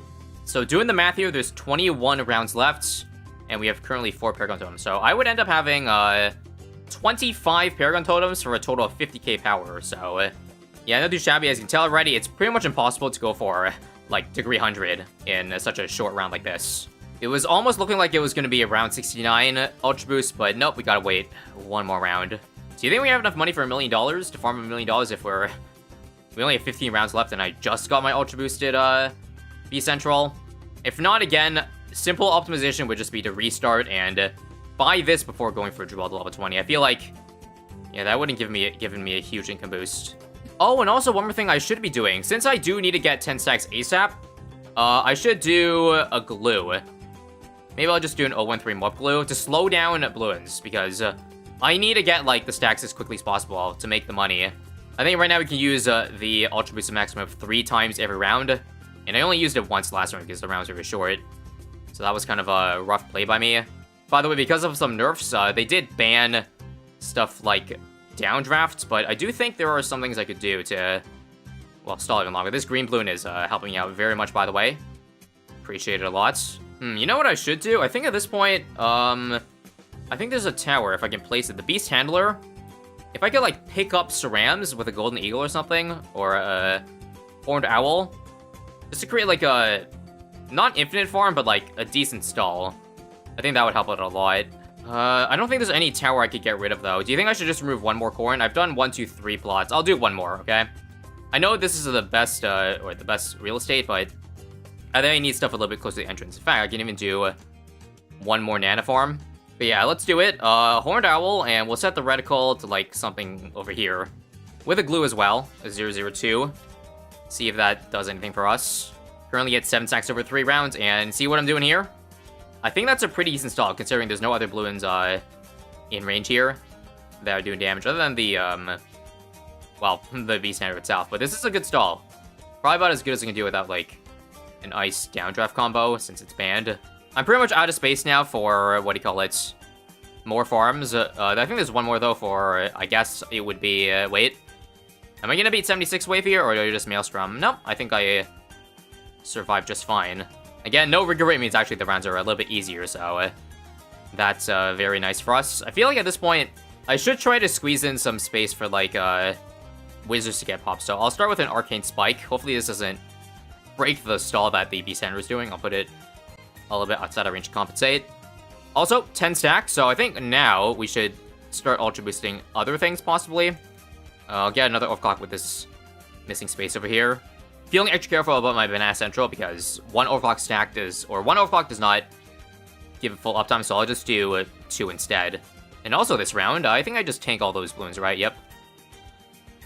Oh my god. I forgot there's no retry last round of this challenge. So I just lost all my progress. This really freaking blows. Let me just do some quick math before I make a new run, just to see if I was on pace to afford, well, you know, the Wizard Paragon. I think the total sell value of everything except for the Paragon totems is about 450,000. So I just need to make what do you call it, 300 to 400k more in 7 rounds. I'm actually not sure. Maybe it's not the worst thing that I lost this run, because I actually don't think I would have afforded the Wizard Paragon. So I'll do the same thing, but with Ultra Boost before going for Jerry 20. I can also use this time to optimize a wee bit more, so what I should have done earlier on top of the Rubber Gold plus Trap combo was also Glue, so even more balloons get Rubber Golded. A small difference, but I might as well use it while I have the run completely reset, you know? Okay, round 51 update. So I think at this point in the game, like, I was gonna afford the Fertilizer at the same time as the Banana Central, but I can actually sell for it now. So I do think I'm actually around ahead of pace, thanks to that, you know, that extra glue to slow down for the Rubber to Gold. So this is looking good. I probably should have even, hang on. If I had, like, a Spear Count Potion, I probably should have done that too for the, Alchemist, but I don't have one right now. And let's just see if I sell 1, 2, 3. Oh, I can afford it. And let's see. Only 2k. I think this is worth it, yeah. Spend 2.7k, because I'm gonna get Geraldo high anyways. To go for the, yeah, Banana Central Fertilizer strategy. Oh yeah, one underrated aspect of the glue too is that it makes it slow enough that less balloons go past while the balloon trap's on cooldown, which I guess is another reason why we're doing so much better farm-wise. And because of that, I think I'm actually going to change my plan again.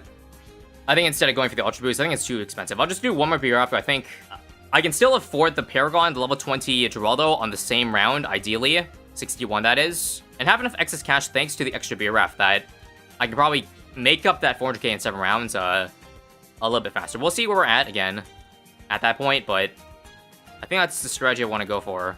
Never mind. I guess this run we're 1 round behind. I can only get the totem on 62. That's whatever. As long as we can afford the Paragon, once again, I will be satisfied with this run and whatever degree I end up getting. Take a look at this, guys. I can actually get the Ultra Boost on 65 instead of 70 last time. 5 rounds earlier than before. So again, I don't think it'll be a question of whether I can afford it or not, because this is looking so much better than last time. And now, once again, we shall begin the Beast Handler stall, so 002, and put the Horned Owl over here. Also, one more thing, since space is a problem, I completely forgot that you can put Paragon Totems in places where you can't know if it towers, so I don't need to waste space up here. Again, I'm hoping that I can, if it does come to a tiebreaker, then I will have the upper hand with, you know, only 3 removed. But yeah, in the time that I got the Ultra Boost last run, I already have 10 stacks on the Banana Central. So again, I think we are all but guaranteed a victory here if I don't do something stupid. In fact, since money is an issue, I might as well just go ahead and get Archmage right now. Hell, maybe the extra pops I'll get from these last 12 rounds here, compared to the last run, will allow me to basically go for extra power via pops on the Wizard. We don't really care about the Road to Gold plus Balloon Trap income anymore. And again, back where we left off, -1 Paragon Totem in exchange for $300,000. I will take it. Okay, so last round, just to make sure I got the submission properly, I'm allowed to get the Paragon if I press free play. So not this round, but because again I have enough money, I think I'm okay with just selling it now and just building all the building blocks needed to get the max Paragon. So goodbye everything. It's quite funny too that I actually barely have enough money for this. 1.07 million, so I need to get down to, again, with 250k of other towers. That is $821,000 of tier 400 below, so give me a second to spam Arcane Spikes. Okay, and there we have it. So we want 1 more Paragon Totem, so let me just play the round. Break down the 2 ZMGs here. GG's. So there's the menu screen next. Press free play. Make sure. And I think I'm allowed to do one more Paragon Totem. Yeah, that should be allowed. So one more. And let's see what degree the Magus Perfectus ends up being. Do it. And 62.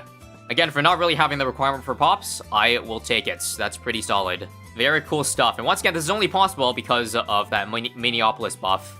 And now, once again, skipping over to the end of round 5. Starting off, here are the results of the highest score in the round. First place goes to EE with degree 73. And I'm not surprised about the strategy they used to get the highest degree. Instead of the Minneapolis, the best strategy is actually to go for snipers and just max stall every round. Stall it so hard that you get the maximum abilities every round, which is 3, which is something I had in mind, but honestly, I really didn't want to spend 10 years on this challenge, maximum stalling every round, because each round will take about 5 minutes off fast forward if you try to stall for all 3 sniper abilities. And since this is technically not a ranked boss, you can take as long as you want. Probably could have done another round with this strategy if I had time, but yeah, I think I would have lost my patience. Anyways, here are the scores of every player this round that submitted, out of possible 64 and going from ascending order. And as you can see, going up to 12th and 11th place, we have tied it with Chalkbox for a degree of 62. So not a bad ranking. Unfortunately, our opponent got 65. So yep, that's it for the tournament. We tied for the highest score that lost. Honestly, looking back, it's kind of funny how unlucky we got, considering in round 2, I pretty much had to get a top 3 placement to advance, and in this round 2, it was pretty much top 5 robust, and you generally don't expect the 183rd seed to, well, post a score that high, because I was looking back at this unofficial tournament stat sheet that one of the players organized, sorted by average rank of all the winners rounds, and as you can see, I'm in 13th place. Fairly consistent scores. Meanwhile, my opponent for this round pretty much posted average scores the entire tournament up until this round, so you can understand how I would have thought that degree 62 would have been enough. But unfortunately, it wasn't. GG to my opponents. Yeah, I kind of already saw that flaw before the tournament started, where it kind of doesn't make sense to do a 1v1 style in a tournament where you can't influence the other opponent's scores, because that just kind of leaves it down to a lot of bracket luck.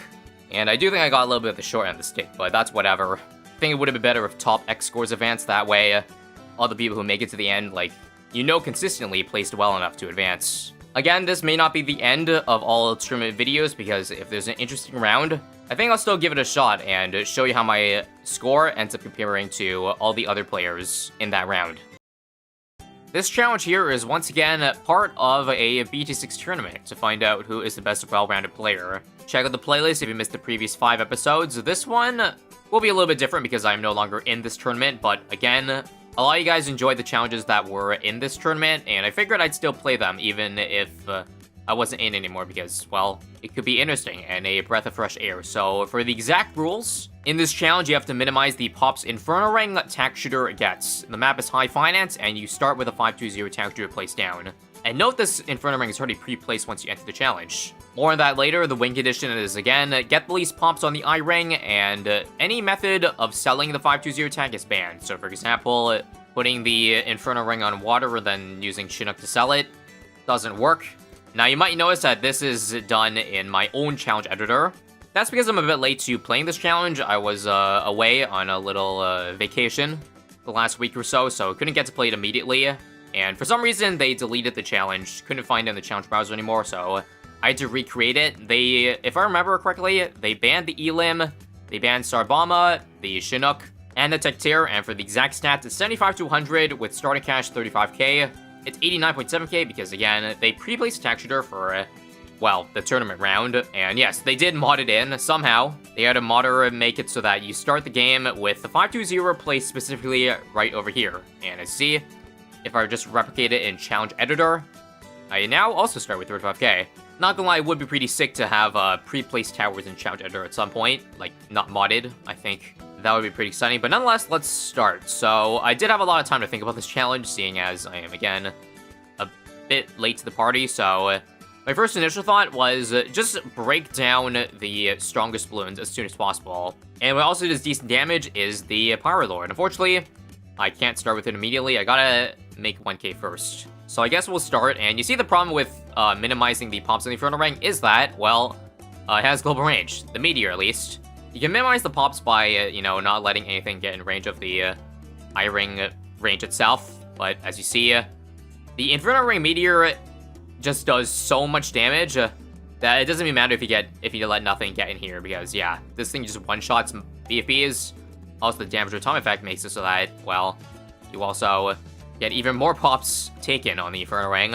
So yeah, in a way, I would describe this as like a reverse 2 million pops challenge, because, well, the premise is pretty much the exact same, except the opposite. Instead of getting pops on the tower, you're gonna try to avoid getting pops, which is something I've never tried before, so I think it'll be interesting to see what kind of strategy I can come up with to minimize pops. So again, I'm thinking Power Lord might be decent, just to get rid of all the BFBs there, but that still leaves a couple of BFBs for the Inferno Ring to, well, pop. Already 33k, you know, pops taking 3 rounds, not very good. We'll get the reactor to decrease cooldowns as well. Now, 79 is really nice because they give you Riga Rainbow so that the Inferno Ring doesn't target the BFBs. I think that's the best play in terms of minimizing pops on the Meteor.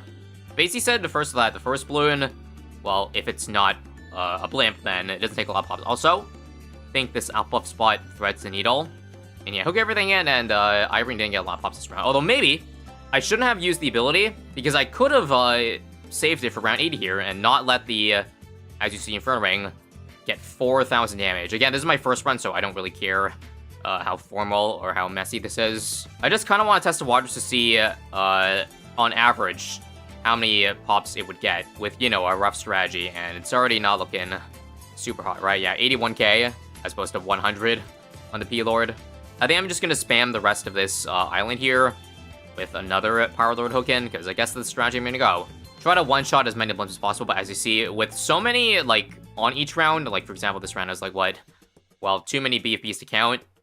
It's kind of hard to do that. Also, I do need to get a sub for late game, so that means, like, I think I did my placements badly. I'm not going to be able to get a sub and another boat in, so that's whatever. Also, I did a thing this round. Going to save the Power Lord to start 85 here, so that Inferno Ring only gets the damage from one of the ZMGs, and we'll just hook in the rest there. And yeah, what's next? I think probably Shattering Shells is good. That would decrease the amount of pops the Inferno Ring gets on fortified blimps, of course. Suppose we get started. So there's Shattering Shells, and we'll use P-Lord for the 3 TTs here. Or not. Okay, fine. I think the Meteor shot at the right time to just pop the other 2 TTs. Oh well. Now, in a least pops challenge, I think you still want to go for a Morp Glue, because as you see, Limbs is starting to get to the point where it's like the Inferno Ring main attack is hitting, which is bad. So we are going to get a Morp Glue to help slow things down. Also, this round, do we get a P-Lord for the DTs here? Nice, just in time. And now let's prepare for a lot of pops to get taken this round. Yeah, this is going to be really awful. 245,000. I just realized I don't have very good DT bomb power, so let me just try the MIB, and we shall see if that's enough DT damage. I guess since we're already, you know, buffing the Power Lord this much, might as well commit and go for like an Overclock too, to make it even stronger. You basically just want to, I think the strategy here is you want to avoid the Inferno Ring, like, hitting the ZMGs as much as possible, or even BFBs, because it does 700 damage each Inferno Ring hits, and it has 2 Pierce with a 520. So yeah, about 30k that round. And even more this round. Yeah, this is really, really bad. We're getting a free, like, 8,000 because we can't do anything to these fortified ZMGs. Well, I can do it now, but might be a bit late. And we'll just hook in the last of bad ZMG there. Now let's overclock for 98. I'll probably just do a more press. Actually, no more press. I actually just realized I don't have money for a first strike. I actually might lose this run. So let's see. We're up to 341 now. Barely survived 99. Yep, I don't have enough money for first strike. Whoopsie daisies. Luckily for us, the Inferno Ring actually does decent, well, mob damage. If we let it do 700 damage every single time here, I think that'll actually add up. Yep, it popped. We'll use P-Lord hook in. Overclock the Power Lord again. And yeah, this is a good benchmark to see how the Inferno Ring would do. So we definitely want to get well under 365k, that's for sure. So now for the real strategy. Let me first start off with a Jungle Drums Village, and I'm gonna go for a Beast Handler. So here's the reasoning for this tower. Basically, I want to find a tower that has controllable range, such that I can have it attacking at the starts, you know, break down ZMGs and BFBs faster, so that Inferno Ring gets less pops, and also, so that I can not pop things in the range of, like, over here, and then get an ice tower, for example, to slow things down, such that, you know, Cerams will be available to be targeted by the Inferno Ring. That's kind of the hope of what I want to accomplish on paper, so hopefully it ends up working out. We'll do, remove this bling, and then merge Velociraptors into here. So let's see, we can start off with exactly a 43-degree T-Rex, which is pretty cool, considering I mentioned not long ago that 43 is one of the best beat standards you can get. For the sake of this challenge, I actually want a max T-Rex just to have faster, you know, attack speed and duration on the stun, because I can only fit one 43 T-Rex. We're gonna play the round slowly, see what it can do. As you can see, it's already doing pretty good against that initial wave. We'll see how many pops it ends up getting. I actually don't want to use the ability. I also want to turn off auto start so I can retarget the T-Rex every round. But this is pretty good. It's eating up a lot of stuff that would eventually get the Inferno Ring. I think so far it's like, yeah, it's getting over half the pops. Well over. 10k versus 15. Now I want to move it back over here because 76, I can use the ability to eat. Actually, I shouldn't have done that. I just realized that the chomp eats it itself. Oh well. That should still be okay because, again, the cooldown is pretty fast. It's already up again. It's looking really good so far. I like the strategy. And now let us finish off with our last beast handler. This one, once again, to Velociraptor.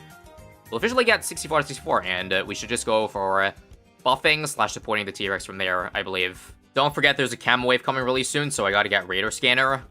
Also a bunch of purples too. Hopefully... Oh, crap. Let me use the T-Rex ability here. I actually don't think the 64 has enough attack speed. Oh, crap. This is not good. How do I want to play this out then? Okay, so let's do a stun now, and I'll do an ice tower, because I said I want to get it anyways. I'll try to get it for any purples that go through, like this one over here. And I hope that's enough. Yeah, there we go. Again, this one I'll turn to Snowstorm. I guess it'll be a 2-4-0, because I'm pretty sure it's... Even though it doesn't have as big of a range, it's big enough. So... Again, watching here for 79. Watching carefully for the Inferno Meteor pops too. It might be doing too much damage. Actually, should I do Strong Charge? I think I'll do a Strong. Just to maybe, if BFE spawns, it'll focus the Rainbow instead, like for example that. Although I actually don't like that. That's too many Rainbows being taken away. Never mind. I think we kind of have to play this by ear, so... leave it on first for now, since it's not really, again... It's still exploding on the Rainbow there. That was not good. There's 64 out of 64, by the way. I'm not overly worried about min-maxing each round, because honestly, it's kind of annoying. I kind of want to see what I can do with, like, limited attempts per round. So, do I want to use the T-Rex ability for the balloon tier? Sure, I guess. Now, round 80 here is something I really can't avoid. I think ZMG is going to be a problem. It's going to get so many pops. But I guess I can try to avoid getting pops on the insides of balloons. So, for example, wait for it. Like that. So far, after 6 rounds, 34 and 108. I think that's a much better ratio than earlier. That's good. Now, should I go for my R2 win now? Not yet, because the T-Rex still doesn't leak any cerams, which is crazy to me. That got up to 41k, so I'm going to redo that round. I think Strong Charge might be pretty good here. See? Look at all those cerams. So I'm going to go for that Snowstorm that I said earlier. I need to give it more range, because right now, it actually doesn't reach, unfortunately. I think what I want to do is I want to do a Snowstorm here. There we go. Now there's enough range to reach. So again, watching carefully. We'll use a stun. And look at the pops on the Inferno Ring. Only 40.2k for the entire round. So that was good right there.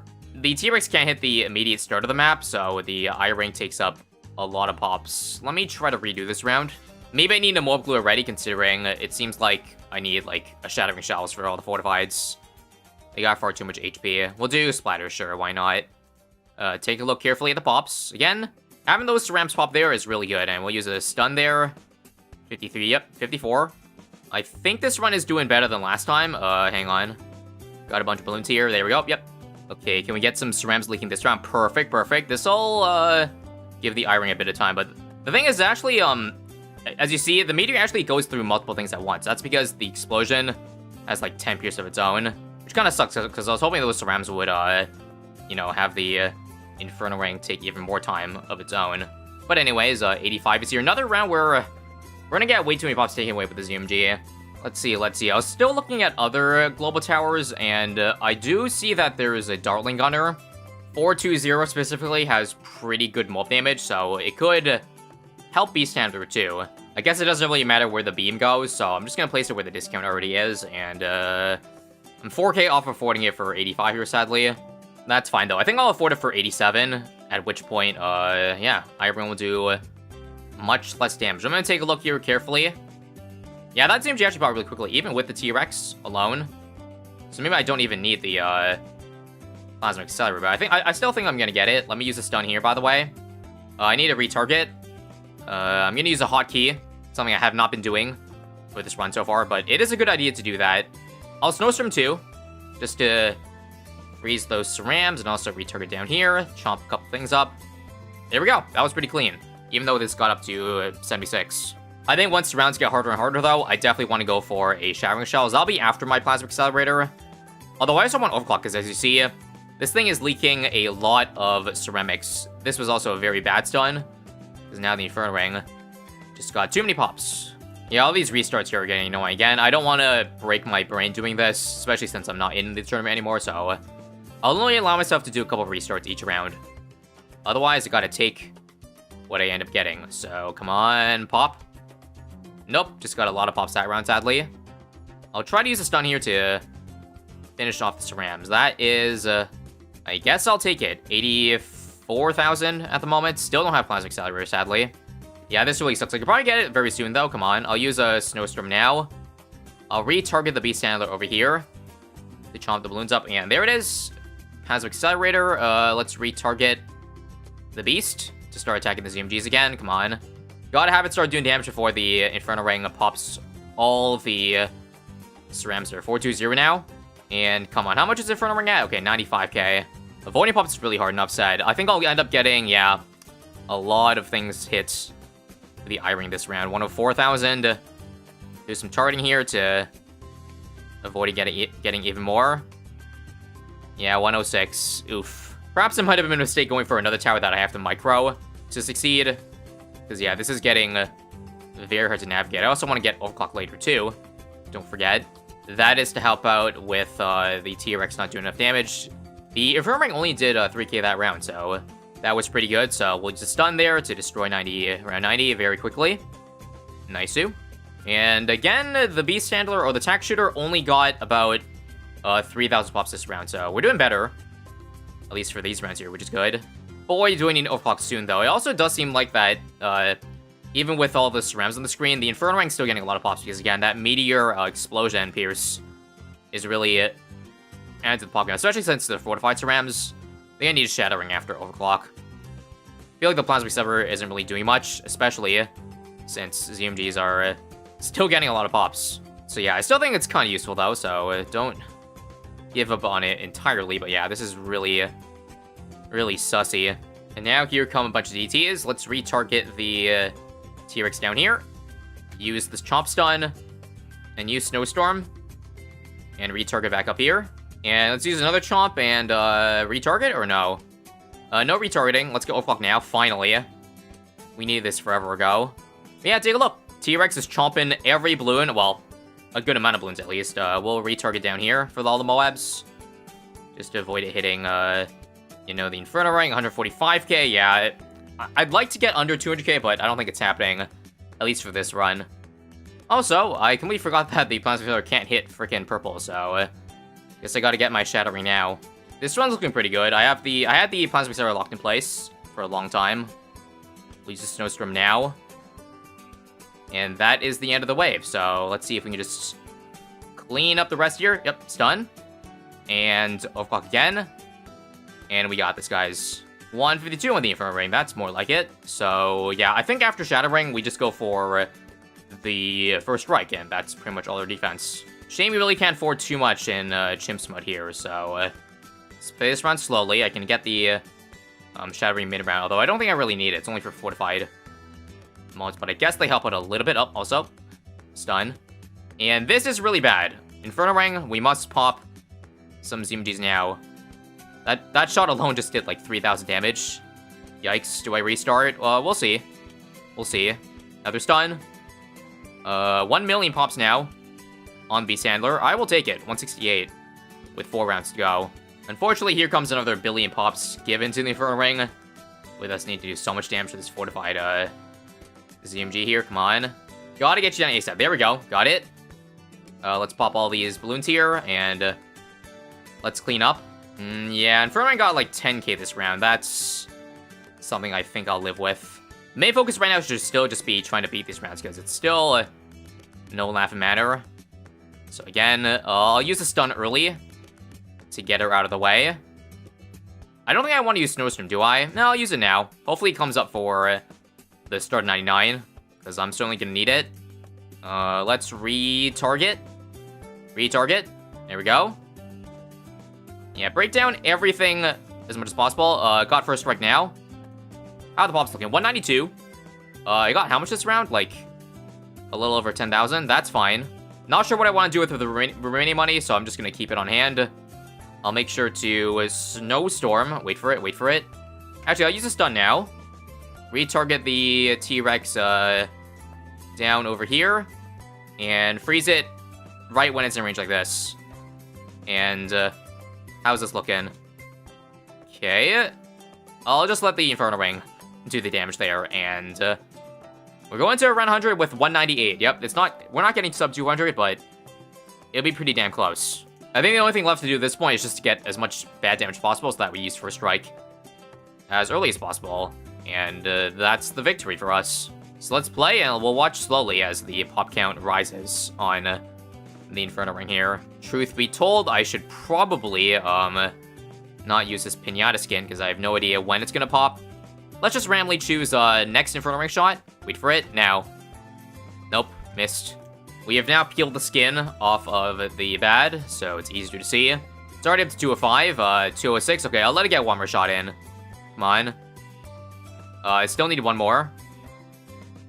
Now? Not good. Okay, how about now? Beautiful.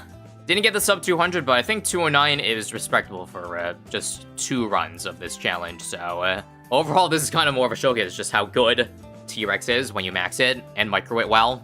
Anyways, it is now time to go to the Hall of Fame to see what the contestants got, the other contestants got on the Least Pops challenge. And first place comes in at 147,000.